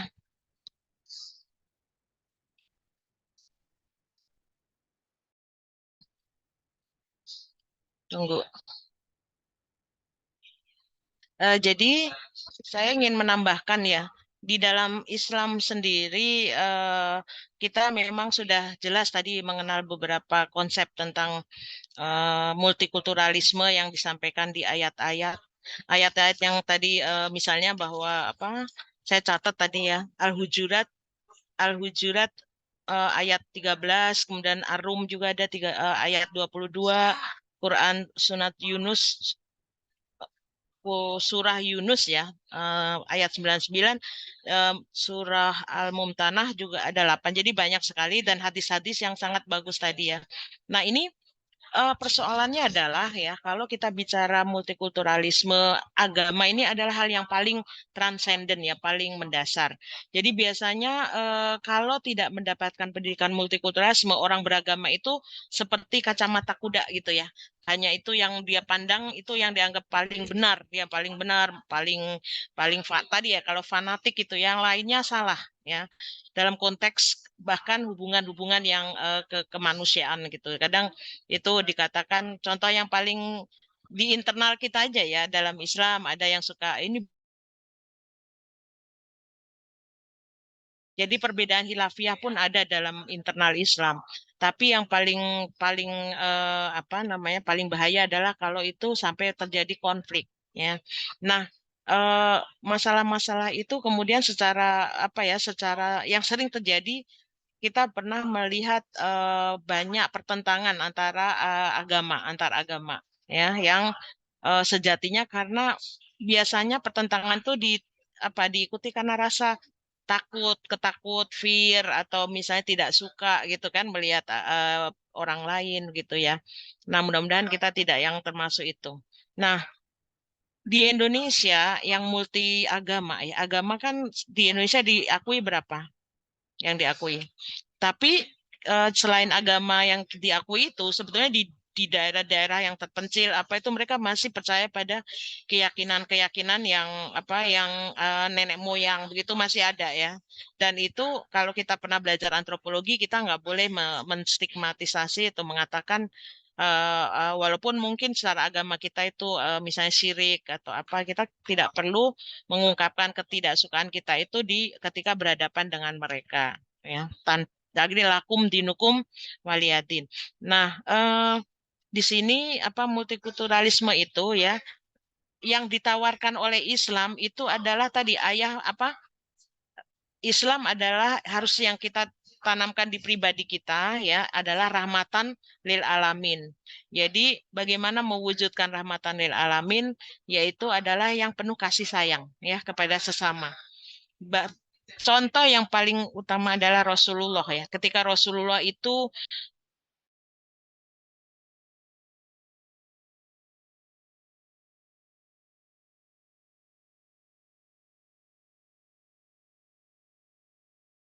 apa namanya ya tidak akan bisa menerima itu. Nah, Rasulullah juga pernah diludahin ya orang Yahudi gitu kan dan sebagainya. Tapi Allah bahkan ketika orang Yahudi itu sakit, dia yang menyuapi ya, yang menyuapi makanannya, makannya. dan orang Yahudi ini nggak tahu bahwa itu Rasulullah yang dia ludahi, yang dia iniin gitu, yang hina gitu. Nah, itu menunjukkan betapa pemaaf Rasulullah itu pemaaf, jiwa-jiwa yang yang kita role model yang utama itu Rasulullah ya dalam hal menerima perbedaan. Nah, Rasulullah juga lah yang menghargai perbedaan ras. Yang paling jelas adalah ketika Rasulullah itu meminta siapa yang ini adzan yang pertama itu dia kan dari Afrika kan, ya. Bilal, Bu. Jadi ya Bilal itu adalah kulit hitam. Dia mantan budak yang dimerdekakan oleh Rasulullah. Jadi dia yang bahkan diminta karena suaranya bagus, dia adzan yang pertama di Masjid Nabawi di Madinah. Betapa Rasulullah itu adalah sosok pluralis, multikulturalis yang luar biasa. Nah, saya mau bercerita sedikit ya, bahwa di Indonesia ini selain kita toleran dan lain, kita juga memang meniru Rasulullah itu ya kepada siapapun yang mungkin berbeda dengan kita. Kalau ada perbedaan pendapat, ya itu hanya adalah kita anggap bahwa setiap orang pendapat yang beda dan kita tidak perlu memaksakan kehendak pendapat kita kepada mereka. Kalau Allah itu memberi hidayah, ya bahkan yang tidak Muslim itu dia akan masuk Islam. Yang kalian pernah dengar ya, yang dari orang di Belanda itu yang menulis buku apa itu menghina Islam ya, itu Allah ketuk hatinya, dia menjadi Muslim mu'alaf. Jadi Allah itu jangan-jangan mungkin kita yang merasa sudah Islami, udah Islam, itu kita tidak tahu akhir kita. Naudzubillah min dzalik, mudah-mudahan kita husnul khotimah ya. Jadi makanya aja kalau ada orang yang begini begitu itu enggak perlu kita bilang oh kamu dasar kafir gitu ya, atau kamu dasar begini, karena kita tidak tahu Allah itu kalau berkehendak ini membolak-balikan hati, yang maha membolak-balikan hati. Ya. Apa itu bahasa Arabnya ya? Saya agak lupa. Sebit kolbi ala dini ya. Ya. Jadi yang maha membolak-balikan hati Allah. Tapi mudah-mudahan kita adalah istiqomah, husnul khotimah. Tapi kita bisa meniru Rasulullah sebagai sosok yang menunjukkan Islam adalah rahmatan lil alamin. Nah, dalam konsep Islam, sebetulnya dalam masyarakat multikultur itu ada 3 landasan utama dalam hablum minannasnya ya. Yang pertama cinta kasih. Ya. Kalau cinta kasih itu adalah konsep yang dimiliki semua tadi siapa Gufron ya menyampaikan bahwa ada para pemuka agama lain itu juga dia kita saling mengasihi, menyayangi sama. Jadi kalau itu ada, dunia akan damai gitu ya. Kemudian yang kedua adalah toleransi. Toleransi itu ada respect, hormat. Misalnya kita nggak perlu menghina, misalnya kok orang Bali gitu nyembah-nyembah berhala, oh kalau ini gitu ya. Atau orang Hindu, orang Buddha misalnya dia begitu seperti itu dan sebagainya. Nah, kita biarkanlah mereka tidak boleh kita menjelek-jelekan cara beribadah mereka. Ada ayat yang saya lupa, nanti kita belajar lagi ya tentang Allah itu tidak boleh melarang kita untuk menjelek-jelekan cara ibadahnya orang lain atau yang berbeda dengan kita. Nah, tadi toleransi ya. Jadi yang ketiga adalah dialog antar umat beragama. Nah, ini 3 landasan ini harus dibangun dalam pendidikan multikulturalisme di Indonesia, terutama kaitannya dengan agama, ya. Nah, ini kalau ini benar-benar diajarkan dengan benar, tidak ada lagi misalnya dengan prasangka, dengan ketakutan, dengan seakan-akan bahwa mereka adalah akan membuat jelek kepada kita. Oke. Nah, ini Imam Syafi'i ya. Imam Syafi'i itu mengembangkan apa yang disebut qaul al-qadim. Jadi norma lama di Irak dan juga memadukan norma baru ya. Jadi di Irak itu waktu itu kan ada juga pertentangan ya, ada Syiah, ada Sunni begitu ya. Jadi di internal Islam sendiri itu ada juga perbedaan aliran-aliran. Nah, ini bagaimana norma baru itu dibentuk supaya saling ya menghargai, tidak lagi saling menjelek-jelekan dan sebagainya. Oke. Ini ada puisi ya, Ibnu Arabi ya. Ibnul Arabi ini seorang tasawuf ya, sufi ya. Dia mengatakan begini, sebelum ini aku benci sahabatku ya, jika agamanya tidak sama denganku. Kemudian kini hatiku telah terbuka ya, dan terhadap segala realitas budaya. Di padang rumput ada rusa, di gereja para rahib dan pendeta, di kuil-kuil penyembah berhala, di Ka'bah orang-orang tawaf, di lempengan-lempengan Taurat, di gulungan Injil penuh mujizat, di lembar-lembar Quran Al-Mushaf. Di situ aku mabuk cinta. Di segala yang ada, karena hakikatnya engkau jualah yang ada. Hanya kepadamu aku memuja. Ya, jadi Allah itu menunjukkan kuasanya itu melalui berbagai hal ini untuk kita bisa saling mengenal, tapi lakum dinukum waliyatin. Ya, jadi cintailah sahabatmu walaupun mungkin dia berbeda. Ya, jadi itu justru apa namanya akan menunjukkan betapa pribadi Muslim itu akhlakul karimah. Ya, kemudian ini nanti bisa dibaca sendiri bahwa makhluk spiritual ya sebagai manusia kita itu hubungan kepada Allah tapi juga hubungan kepada manusia yang dijiwai kepada keyakinan kita bahwa Allah memang telah memberi perintah kepada kita untuk ya menjalankan manusia yang unggul, yang makrifat itu melihat keberadaan Allah itu di dalam setiap ciptaannya. Misalnya, oh sahabat kita orang Kristen itu ciptaan Allah gitu ya. Jadi kita melihat Allah ada di situ. Ini level yang paling tinggi itu makrifat ya. Sehingga kalau orang sudah makrifat itu udah nggak ada kebencian. Dia sudah menuju pada ya seorang yang ini ya seperti sufi ya. Tapi kita mungkin masih banyak kekurangannya. Untuk menuju itu Rabiah Ladawiyah itu meninggalkan sisi-sisi keduniawian dan dia hanya berdoa berzikir kepada Allah gitu ya. Nah, mungkin kita tidak akan bisa persis seperti itu, tapi kita bisa belajar untuk melihat keberadaan Allah dalam setiap ciptaannya dan meyakini bahwa Allah itu menciptakan suatu pasti ada hikmahnya. Nah, kemudian saya ingin menjelaskan tentang Islam.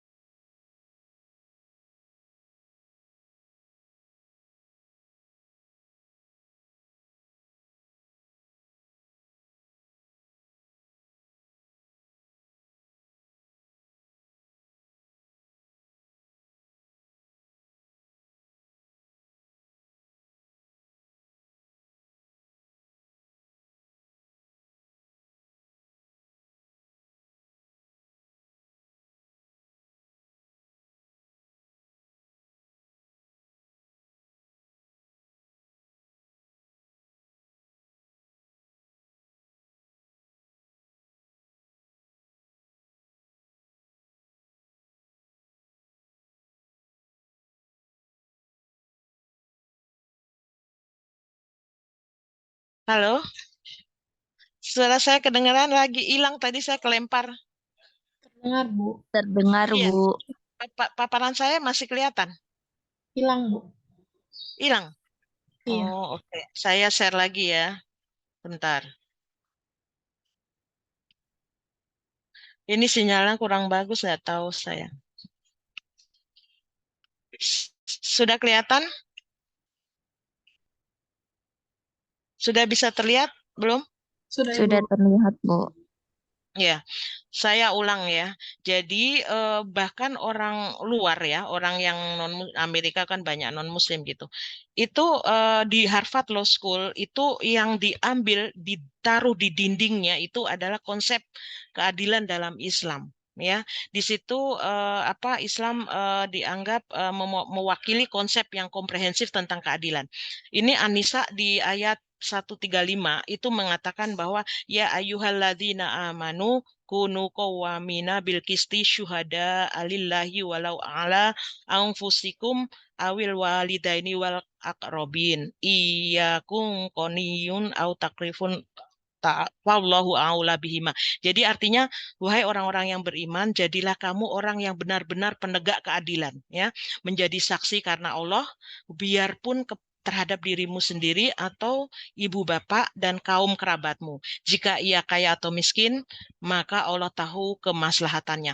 Jadi konsep adil itu bahkan kalau kita salah, kita harus mengatakan diri saya salah, ya, terhadap diri sendiri. Kalau orang tua kita salah dan harus misalnya ya kita menjadi pengadil atau hakim, ya harus dihukum, ya, ditegakkan kepada anak kerabat, bahkan kepada kalau misalnya ada orang Kristen atau orang Buddha, dia benar, katakan benar.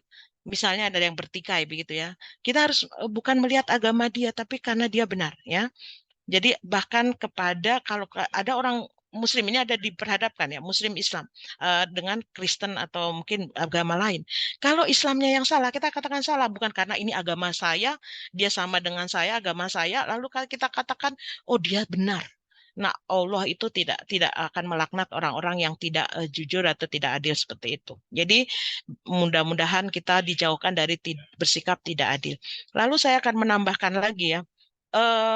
Kebetulan alhamdulillah waktu itu saya umroh itu lalu napaktilas sejarah Islam dengan beberapa makom dan makam para nabi, beberapa di antaranya saya dari ini ke Yordan, di situ saya menapaktilas beberapa ya orang sufi, orang suci di sana, termasuk Gua Al-Kahfi di mana ada berapa pemuda ya yang kemudian karena ketakwaannya sampai dia hidup tidur lama dan kemudian dibangkitkan dengan di mana sudah berubah.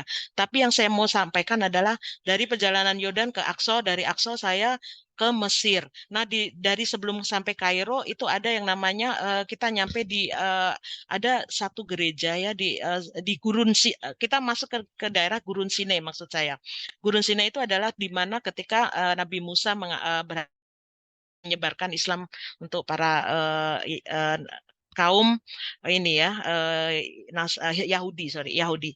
Nah, tetapi di situ ketika Islam mulai berkembang masuk menyebarkan ke Mesir itu ada satu piagam ya piagam yang ditandatangani oleh Rasulullah dengan pendeta di Saint Catherine.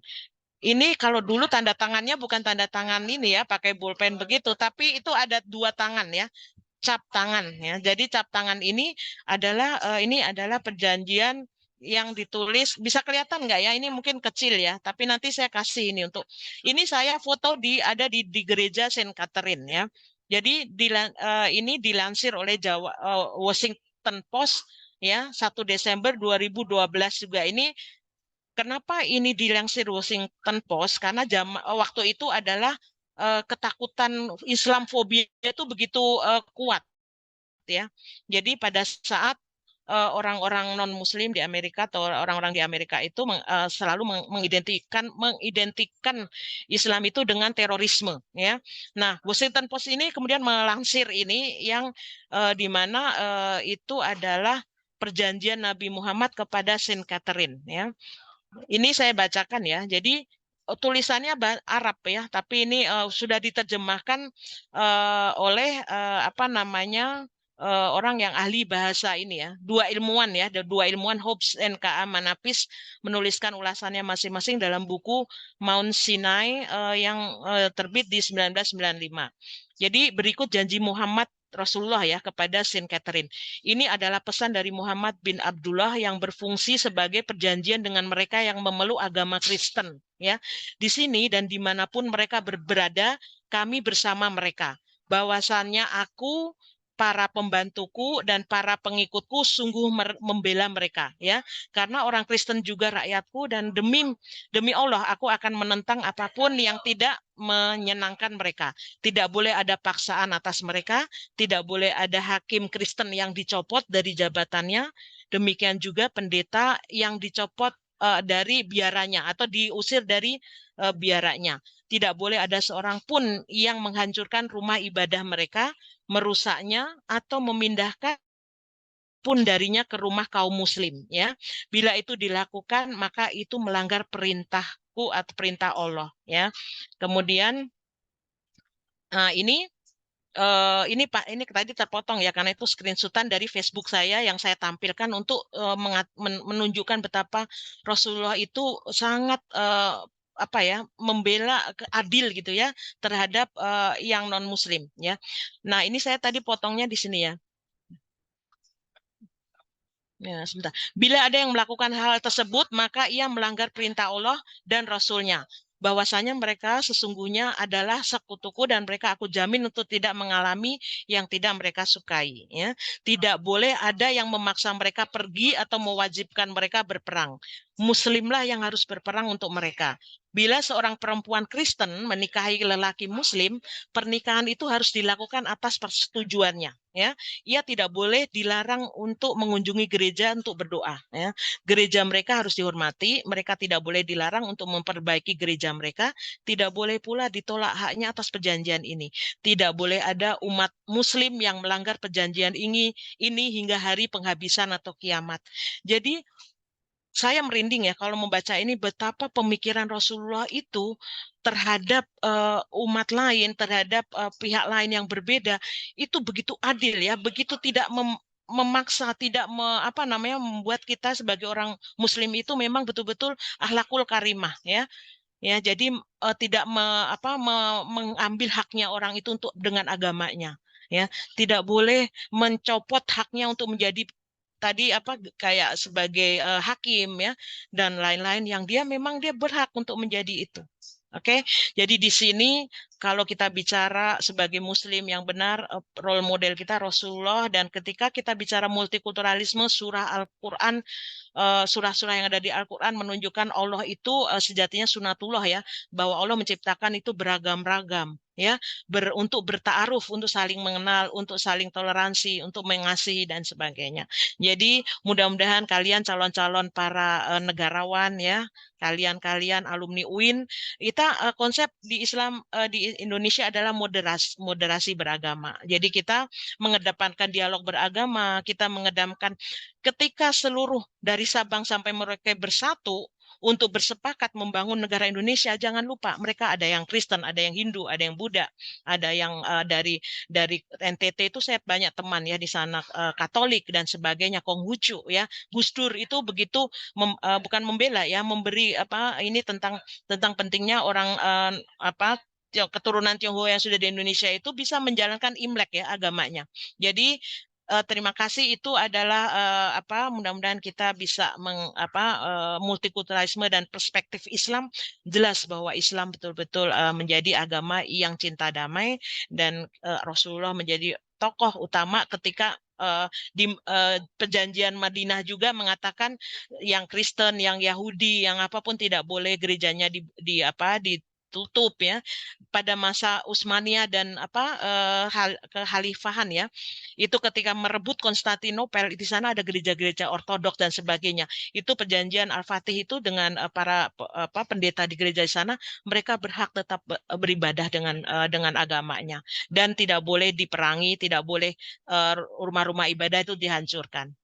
Jadi demikian tambahan dari saya, mudah-mudahan kita semua dijauhkan dari sikap-sikap tercela, tidak adil, tapi mudah-mudahan iman kita semakin kuat, semakin teguh ya, menunjukkan Islam yang sejati sebagai signatur kita ya, sebagai orang yang saling toleransi kepada yang pihak lain. Oke, demikian masih ada waktu sedikit untuk ini ya, untuk menjawab pertanyaan tadi. Silakan saya stop screen dulu, nanti saya serahkan di grup ya untuk dibaca lagi. Silakan. Tadi siapa kelompoknya? Baik, Ibu. Ya. Pertanyaan dari Putri Pravinda Ababil akan dijawab oleh Afwa Khairiyah. Kepadanya saya persilahkan. Baik, tadi saya ingin menjawab pertanyaan dari Putri Pravinda terkait fanatisme. Sebenarnya untuk fanatisme itu disebabkan oleh beberapa hal ya. Yang pertama itu kayak ketidakpahaman dan kurangnya pendidikan. Jadi orang itu mungkin nggak memiliki pemahaman yang memadai terkait keberagaman budaya dan agama. Jadi dia cenderung memandang orang tuh takut atau skeptis gitu terhadap yang berbeda. Jadi kalau misalnya ada yang beda dari dia tuh memandangnya ya takut gitu. Kemudian pengaruh lingkungan sosial dan keluarga. Jadi fanatik ini juga bisa dipengaruhi dari lingkungan sosial dan keluarganya yang sangat yang memiliki pandangan yang sempit atau eksklusif terhadap orang atau kelompok lain gitu. Jadi keluarganya ini kayak ngajarin ya udah keluarga kita aja gitu misalnya. Kemudian ada orang yang isolasi atau terasingkan. Jadi orang yang merasa terisolasi atau terasingkan ini dari masyarakat mencari identitas dan tujuan dalam kelompok yang menawarkan rasa kepemilikan atau tujuan bersama, bahkan jika itu berarti mengadopsi pandangan fanatik. Apa itu ya, Bu? Ya. Nah, ya, saya masih ya. Solusinya? Solusinya yaitu ya pertama kita harus mendirikan pendidikan dan kesadaran gitu. Jadi kita harus meningkatkan tingkat pendidikan dan kesadaran bagi masyarakat mengenai nilai dan manfaat dari multikulturalisme gitu. Nah, ini bisa kita lakukan dari platform sekolah. Salah satunya ya matkul ibu ini gitu kan. Terus memfasilitasi dialog terbuka dan inklusif antar berbagai kelompok masyarakat dengan latar belakang agama dan budaya yang berbeda. Nah, ini bisa aja kayak seminar gitu nggak sih, Bu? Kita nggak ngadain seminar terkait multikulturalisme dan lain sebagainya gitu. Itu aja sih, Bu, dari saya. Kalau misalnya ada tambahan, mohon ditambahkan untuk Ibu Chami. Terima kasih, Bu. Iya, jadi memang ini ya, ada beberapa kelompok mungkin ada yang menganggap bahwa karena tadi ya pandangan fanatisme itu kan mungkin lahir karena dia belum mengenal ya, belum belajar tentang budaya lain atau agama lain yang bukan untuk diyakini ya, tapi ketika dia juga eksklusif hidupnya, tidak mau bergaul gitu ya, tidak menutup diri begitu. Nah, ini kadang-kadang prejudis itu kayak prasangka ya. Oh, itu nanti mereka orang-orang non-muslim akan menguasai muslim seperti, dan itu yang memprovokasi itu biasanya orang-orang yang tidak beragama menurut saya. Ya, kalau dia beragama dengan benar dengan agamanya masing-masing, nggak ada yang berusaha untuk mempertentangkan sehingga menimbulkan ketakutan. Di sana ada proses ini gitu ya, upaya-upaya kelompok tertentu mau menguasai di Indonesia dengan menyebarkan agama begini. Biasanya itu memang sengaja untuk perpecahan gitu. Ya, kalau orang yang sudah belajar tentang berjiwa kebangsaannya tinggi, dia akan menghargai dan mau toleransi kepada pihak lain. Tapi fanatisme ini juga karena pendidikan agama yang terlalu mungkin ya, yang ini benar di sana salah gitu ya, salah dalam arti walaupun bukan kaitan dengan keyakinan ketuhanan, tapi tindakan-tindakannya segala macam semuanya salah. Jadi ketakutan ya, biasanya betul ada ketakutan atau tadi belum ada literasi, belum ada belajar, jangan-jangan juga tidak pernah bergaul gitu ya dengan pihak di lingkungan yang lain. Kalau kalian nanti mudah-mudahan ada yang berkesempatan misalnya ke luar negeri atau mungkin berteman gitu ya di UIN ini, memang kalau di dakwah kan homogen ya, hampir rata-rata muslim ya. Tapi di luar UIN mungkin kan di tetangga ada yang non muslim. Jadi jangan kemudian kalian malah menjauhkan diri gitu ya, karena menjauhkan diri seakan-akan oh Islam begitu. Saya ada contoh ya, cerita ya, dulu ketika saya jadi konsultan di satu kementerian itu kami kan ada rakernas gitu ya di Jakarta. Jadi spesialis dari pusat bertemu dengan tim leader dengan yang dari daerah. Nah, kebetulan salah satu teman saya ini dia spesialis MIS perempuan ya, tanpa menyebut nama. Dia ini sangat fanatik ya, fanatik dengan Islamnya. Nah, kalau kita rakernas itu kan sekamar hotel pasti berdua dong ya, berdua kan, nggak mungkin sendirian gitu, kecuali dia deputi atau dirjen gitu kan. Nah, dia dipasangkan sebelumnya itu dengan teman yang Kristen ya. Teman yang Kristen ini katakanlah namanya Christine gitu ya, dari NTT. Nah, dia langsung menolak keras sama panitia, bilang saya nggak mau sekamar dengan Mbak Christine itu. Karena saya pantang kelihatan kalau tidur kan pasti nggak pakai bergoknya, apa nggak pakai ininya ya, hijabnya. Itu haram kelihatan oleh orang yang walaupun perempuan ya, sesama perempuan tapi dia non-muslim. Nah, itu ada yang beraliran seperti itu. Nah, solusinya susah ya menghapus begitu aja. Tapi yang celakanya udah kadung kedengeran sama Mbak Christine ini, dia merasa merasa nggak enak atau merasa oh apa ya yang membuat saya seperti itu, kok kesannya najis atau apa gitu. Jadi akhirnya yang dia tangkap Islam yang salah gitu kan. Lalu saya berusaha menjelaskan kepada Mbak Christine untuk ya memang di Islam ada aliran-aliran tertentu. Ya mohon dipahami gitu ya, nggak semuanya itu. Oh ya, jadi dia bisa mengerti bahwa nggak seperti itu. Oke, kalau gitu kamu dengan saya aja. Saya ingin menunjukkan bahwa kita nggak sama semuanya gitu ya, walaupun Islam khilafiyah tadi ya. Nanti kita tukeran gitu ya. Akhirnya saya ke panitia, saya tuker sekama dengan Mbak Christine ini. Ya kalau saya udah terbiasa ya, dulu di Maluku saya mendampingi orang Kristen semua. Ketika dampingan saya ada anak-anak jalanan yang Kristen, ada anak jalanan yang Islam. Kalau yang Islam belajar ngaji, belajar sholat, secara agama agama kita wajib kan mengajarkan akidah ya kepada anak-anak yang memang dia keluarga dari Muslim. Tapi bagi mereka yang Kristen, saya nggak memaksakan dia harus belajar ngaji. Itu nanti menjadi masalah di masyarakat yang multikultur. Lalu saya kerjasama dengan gereja Maranatha. Di sana ada sekolah minggu. Yang penting anak-anak ini kalau mau Katolik mau Kristen yang benar ya, yang belajar agamanya begitu. Nah, akhirnya pada saat kerusuhan Kristen Islam karena masalah politik waktu itu tempat saya yang dijaga, baik yang Muslim maupun yang Islam, karena kita dalam hal ini menegakkan ya beragama, tetap semua orang punya berhak beragama, tapi kita nggak memaksakan gitu ya.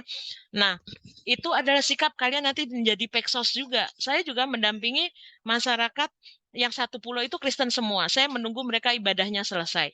Itu di gereja kan ada aula. Saya kalau ada aliran Islam mengatakan dilarang haram masuk ke gereja. Ya kalau untuk beribadah gereja memaknai ayat itu ya.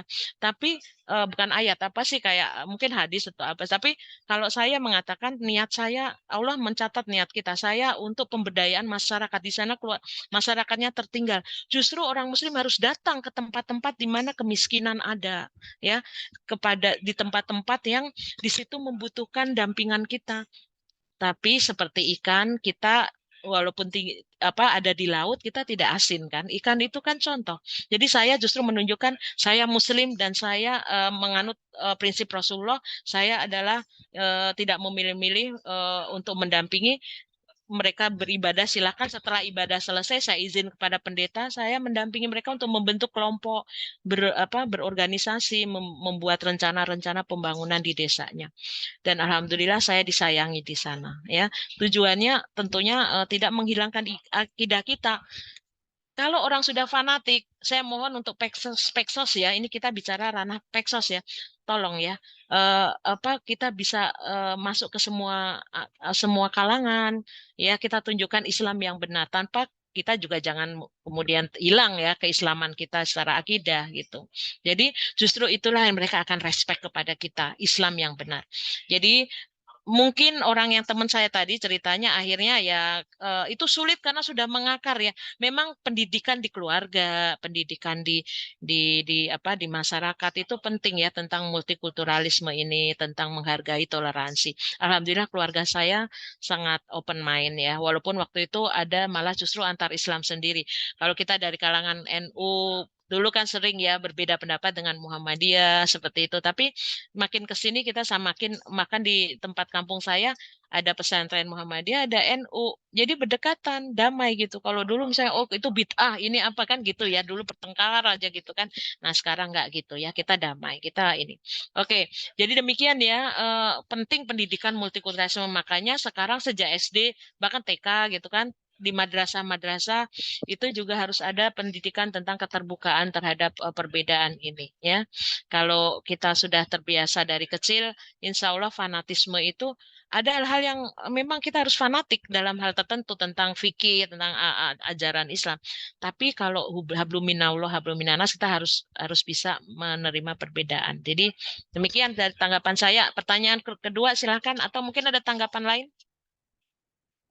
izin menambahkan ya Oh Bu, iya, Kaisa, mungkin ya. tadi saya juga kayak kita juga harus bisa memilih gitu, kayak referensi apalagi yang Iya, kita temuin di sosial media gitu kan, betul, karena betul. banyak juga nih kayak orang-orang gitu yang ngambil penggalan-penggalan ayat tapi dia tuh nggak belajar dengan sempurna Iya, kelanjutan dari ayat tersebut gitu. iya, Terus kayak iya, banyak juga kayak kata-kata gitu mungkin ya pendapat para ulama yang sebenarnya itu tuh pendapat palsu gitu. Jadi iya, iya, ulama itu betul. sebenarnya tidak pernah berpendapat seperti itu. Mungkin itu Iya. saja dari saya. Oh iya, betul. Terima kasih Kaisa diingatkan. Ini zaman digital ya. Jadi mengaji itu ya kalau mengajinya diambil di medsos, potongan itu gampang ya, ayat-ayat dipalsukan hoax itu atau pendapat-pendapat ulama yang itu nggak tahu itu ulama beneran atau enggak ya. Jadi kalau saya diajarin orang tua saya, bapak saya almarhum ibu saya, kalau ngaji ulamanya yang betul ya. Maksudnya misalnya kalau saya mengacunya kepada ya ulama-ulama besar, Quraisy Shihab, saya belajar. Kemudian dulu Mbah Maimun almarhum ya, Mbah Maimun Zubair, ajarannya luar biasa. Jadi ke kepada ya sumbernya jelas gitu ya. Sumbernya jelas, ilmunya jelas gitu ya. Boleh sih malah saya sekarang promosi misalnya kata-kata bijak, kemudian mengenalkan Islam yang baik di medsos yang kita cari dulu kritis ya berpikir ini referensinya ada nggak ya kita posting gitu ya itu kan mengenalkan Islam. Sekarang misalnya saya belajar lagi tentang intelektual Muslim ya bahwa dulu Ibnu Sina dengan segala macam itu luar biasa ya Islam itu harusnya terkenal bukan karena tadi karena karakternya yang pembenci dan sebagainya tapi kehebatan ilmunya, ketawaduannya, keikhlasannya, cinta kasihnya begitu ya. Mudah-mudahan kalau Peksos sudah bisa diterima masyarakat, nanti kalian siapa tahu kita nggak tahu dari jalan kita orang beriman kepada Allah kan, tapi jangan mengata-ngatai ini ya. Saya pernah khawatir juga nih ada ya mungkin disebutnya ustadzah ya perempuan waktu itu. Saya agak ngeri karena dia lagi ceramah di masjid, mungkin lagi kayak pengajian gitu ya. Pakai speaker dia menjelek-jelekan agama Kristen dan itu terdengar sampai keluar-keluar gitu. Nah, itu saya khawatir itu apa ya nah, makanya hati-hati juga itu kalau ada ingatkan gitu kalau kita kenal orang yang seperti itu jangan gitu jangan dikeluarkan gitu ya. Nanti itu menjadi masalah dan tidak perlu ada perkataan-perkataan. Oke, next ya Kaisa terima kasih sudah diingatkan zaman digital ya. Iya Bu. Ya. Pertanyaan selanjutnya yaitu dari Syafira Azhara akan dijawab Ya. oleh Gufran Muhaimin, kepadanya saya persilahkan.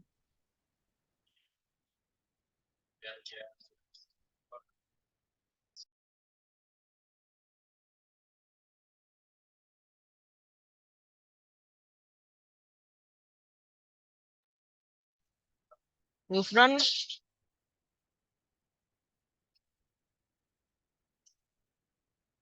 kepental ya atau enggak dia? Maaf itu pertanyaannya akan dijawab oleh Wahdah, kepadanya saya Oh. persilahkan. Silakan Wadah.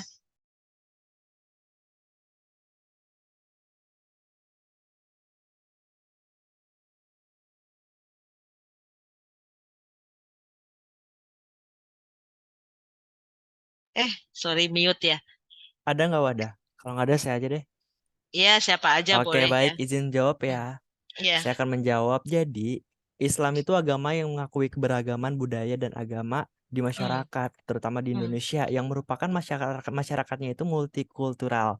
Nah, Islam adalah agama yang mayoritas, tetapi terdapat juga agama-agama lain seperti Kristen, Katolik, Hindu, Buddha, dan Konghucu. Nah, konsep syariat dalam Islam dapat beradaptasi dengan realitas masyarakat multikultural melalui beberapa cara nih. Nah, pengakuan terhadap keberagaman budaya. Multikulturalisme mengakui keberagaman budaya, termasuk keberagaman tradisional seperti etnis, bahasa, dan agama. Islam mengakui keberagaman ini dan mendorong umat Muslim untuk menghormati dan menghargainya. Pluralisme dan toleransi. Nah, Islam mengajarkan pluralisme dan toleransi terhadap agama-agama lain. Umat Muslim didorong untuk hidup harmonis dengan orang-orang dari agama lain dan menghormati keyakinan dan praktik mereka. Kesederhanaan. Nah, kesederhanaan adalah konsep yang paling penting dalam Islam. Dan hal ini dapat membantu umat muslim beradaptasi dengan masyarakat multikultural. Dengan kesederhanaan mendorong umat muslim untuk bersikap terbuka, toleran, dan menghormati terhadap orang-orang dari agama dan budaya lain. Nah, lalu dialog lintas agama. Dialog lintas agama adalah cara penting bagi umat muslim untuk berinteraksi dengan orang-orang dari agama lain dan untuk mempromosikan pemahaman dan saling menghormati. Melalui dialog, umat muslim dapat mempelajari tentang keyakinan dan praktik agama lain serta menemukan titik-titik persamaan dari kepercayaan-kepercayaan di agama lain. Secara keseluruhan, konsep syariah dalam Islam dapat beradaptasi dengan realitas masyarakat multikultural dengan mengakui keberagaman budaya, mempromosikan pluralisme dan toleransi, mendorong kesederhanaan dan terlibat dalam dialog lintas agama. Terima kasih. Oke, cukup jelas? Jelas, Bu. Terima Ya. kasih, Gufron dan Bu Chami. Oke. Mungkin ada tambahan dari Bu Chami. Iya, iya. Jadi tadi kan pertanyaannya, bentar. Konsepsi ya syariah ya dalam masyarakat yang multikultur. Ya, secara syariah kita jelas ya kan belajar tentang mana yang memang itu menjadi akidah yang harus dijalankan, mana yang sebetulnya itu adalah hubungan kemanusiaan gitu ya. Jadi kalau kemanusiaan kita tidak memandang bulu tadi yang seperti dikatakan. Dan kembali kepada kita berpikir yang tadi saya tekankan ya, kita anggaplah diri kita itu belajar dari founding fathers kita ya, pendiri bangsa. Mereka dulu itu kan ada yang waktu persiapan kemerdekaan itu ada yang Kristen, ya kan? Ada yang ada Muslim, ada yang Islam. Mereka itu duduk bersama gitu ya, untuk tujuan yang lebih mulia, yaitu kemerdekaan Indonesia. Ya, makanya niatkan kepada kan Islam mengatakan ya kan untuk cintaan hablum min hablullah min yang aduh saya lupa tentang cinta negara ya, cinta bangsa ya. Jadi hubul waton minal iman. Kalau di orang ini ya, hubul waton minal iman artinya gini, cinta tanah air, cinta bangsa itu ada bagian dari kita bangsa kita ini kan berbeda-beda, multikultural. Nah, dari situ dimaknailah dengan cara bersikap seperti negarawan ya. Memang kalian masih muda ya, tapi saya ingin alumni UIN itu memiliki jiwa-jiwa seperti pejuang-pejuang zaman dulu yang bisa bersatu untuk tujuan lebih mulia ya. Lebih diniati bukan untuk nafsi-nafsi, untuk kelompok saya yang ini kelompok dia salah. Tapi dari Aceh sampai Papua, ketemu orang Papua kita sayangi, kita ketemu orang Aceh kita sayangi, berbeda ras malah kan berbeda ini. Kepada saudara kita yang keturunan Tionghoa, mungkin mereka sudah fitrahnya ya, matanya sipit, itu menjadi kayak label mereka. Saya punya sahabat baik yang keturunan Tionghoa, dia tuh pernah mengalami depresi ketika selalu dikait-kaitan dengan bahwa orang Cina itu akan menjajah Indonesia dan sebagainya. Itu yang kebencian-kebencian yang tidak berdasar ya menurut saya. Padahal dia udah Jawa banget, bahasa Mandarin nggak bisa, udah kayak Cina Jawa gitu ya, dan udah nggak ada negara lain, nggak ada Cina begitu. Nah ini kita seperti ya kalau saya ada sisi baik ya dari Gus Dur, dari para bapak bangsa ya. Jadi yang harusnya kita mudah-mudahan kita bisa meneruskan langkah mereka begitu ya. Jadi syariah kita tegakkan tanpa mengurangi. Syariah itu kan luas ya. Syariah itu luas ya maknanya ya. Ada yang hubungan dengan Allah, ritual agama dan segala macam itu udah tidak bisa ditawar-tawar. Tapi kalau yang terkait dengan minanas itu hablum minanas itu ya kita kemanusiaan yang harus kita menjadi landasannya. Saya rasa itu ya Gufron. Jadi bukan kemudian bertentangan, justru saling mengisi ya, saling mengisi. Hablum minallah, hablum minanas itu saling mengisi. Iman yang tertinggi di mata Allah adalah karena keimannya. Bentuk-bentuk iman tadi udah dijelaskan. Ada hadis-hadis mengatakan kan kita tidak menjalankan ta'aruf itu berarti kita tidak beriman sama Allah karena Allah mensunatullah gitu. Kita memang berbeda-beda ya. yang membatasi diri kita, tidak mau dengan punya teman yang lain agama atau lain suku, itu berarti kita mesti merefleksi dia atau merenung apakah kita cukup beriman kepada Allah, ya, bahkan kepada Rasulullah yang betapa memberi makan orang Yahudi yang sudah meludahi dia, yang ini dia yang orang buta yang akhirnya diberi Allah ini, misalnya dia buta. Saya lupa apa ya cerita aslinya, tapi ini yang selalu saya jadi pegangan saya untuk lain-lain. Oke, demikian ya saya rasa untuk kuliah kita. Ini tampaknya makin ke sini tinggal 38 orang ya. Tolong di screenshot ya, di foto, kita foto bersama sebelum berakhir ya. Dibuka ininya dulu, apa namanya, fotonya, foto diri, apa, kameranya. Boleh dibantu ya, Gufron, di foto. Oke, Bu. Ya. Tolong ditunjukkan.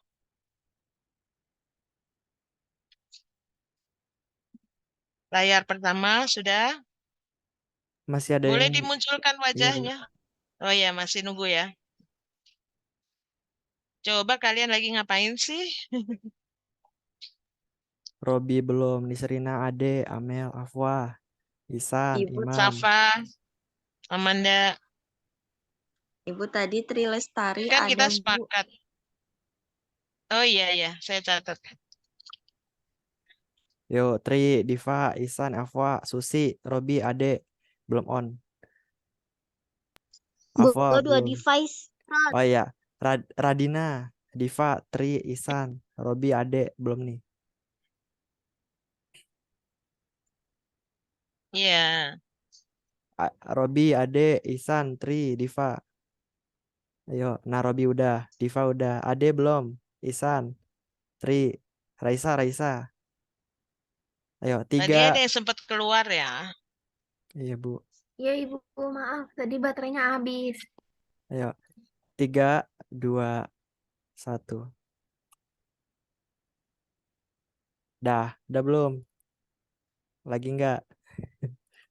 Ya belum. Lagi 1, 2, 3. Oke, sudah. Sudah. Jadi sekali lagi ya, nanti salah satu soal di UTS itu membahas tentang yang kaitannya perspektif Islam ya, multikulturalisme dan dalam perspektif Islam. Tadi ayat-ayatnya harus tahu ya, kalau nanti ada apa dengan apa universitas lain, kalian UIN harus lebih kuat nih ya tentang ayat-ayat multikulturalisme yang yang mendukung pada sikap-sikap kita terhadap non-Muslim ataupun yang berbeda agama. Oke, sebelum kita akhiri, sekali lagi aplaus buat kelompok 3 ya, yang luar biasa. Terima kasih banyak. Untuk untuk berikutnya nanti akan perlu dibentuk apa ya namanya? Saya lupa ya, nanti aja ya kelompok dan untuk diskusi ini untuk membahas artikel jurnal ya tentang perspektif Islam dalam multikulturalisme dalam Islam. Tapi nanti aja, ini kita berakhir, kita tutup dengan bacaan alhamdulillah bersama-sama. Alhamdulillahirobbilalamin. Ya, terima kasih ya. Sampai ketemu minggu depan. Tetap normal ya. Belum ada apa-apa. Mudah-mudahan kita kalau kuliah online seperti ini ya. Kadang ya karena kendala sinyal atau mungkin kalian sedang tidak bisa konsen gitu ya. Jadi kita tetap offline aja. Oke. Terima kasih sekali lagi yang sudah hadir, yang tetap on ya dan standby. Berikutnya mudah-mudahan kita diberi diberi rahmat atas segala yang telah kita pelajari oleh Allah Subhanahu wa taala. Amin. Wabillahi taufik wal hidayah. Sampai ketemu. Wassalamualaikum warahmatullahi wabarakatuh. Waalaikumsalam. Terima kasih, Bu. See you guys ya. Nanti rekamannya saya dikirim di ini ya, di email ya, Gufron. Atau dikasih ke Saya grup. upload ke YouTube, Bu. Saya upload ke YouTube rekamannya. YouTube. Iya. Oh, di YouTube. Oh. Tapi saya pingin, oh gitu. Tapi saya pingin dapat ini, filenya. dapat linknya. Iya, linknya saya taruh ke grup. YouTube-nya siapa? YouTube-nya YouTube siapa? Kesos, Bu, ada. Oke, Google Drive aja nanti. Oke, Bu. Oh gitu. Iya, cuman saya pingin ini dapat juga untuk laporan saya ya. Ya, baik, Ibu. Oke. Terima kasih ya, Ya, Gufron, ya, sudah terima kasih, Bu. memberi kontribusi. Ya. Nah, semuanya saya Makasih, izin ya, Ibu. Liv ya.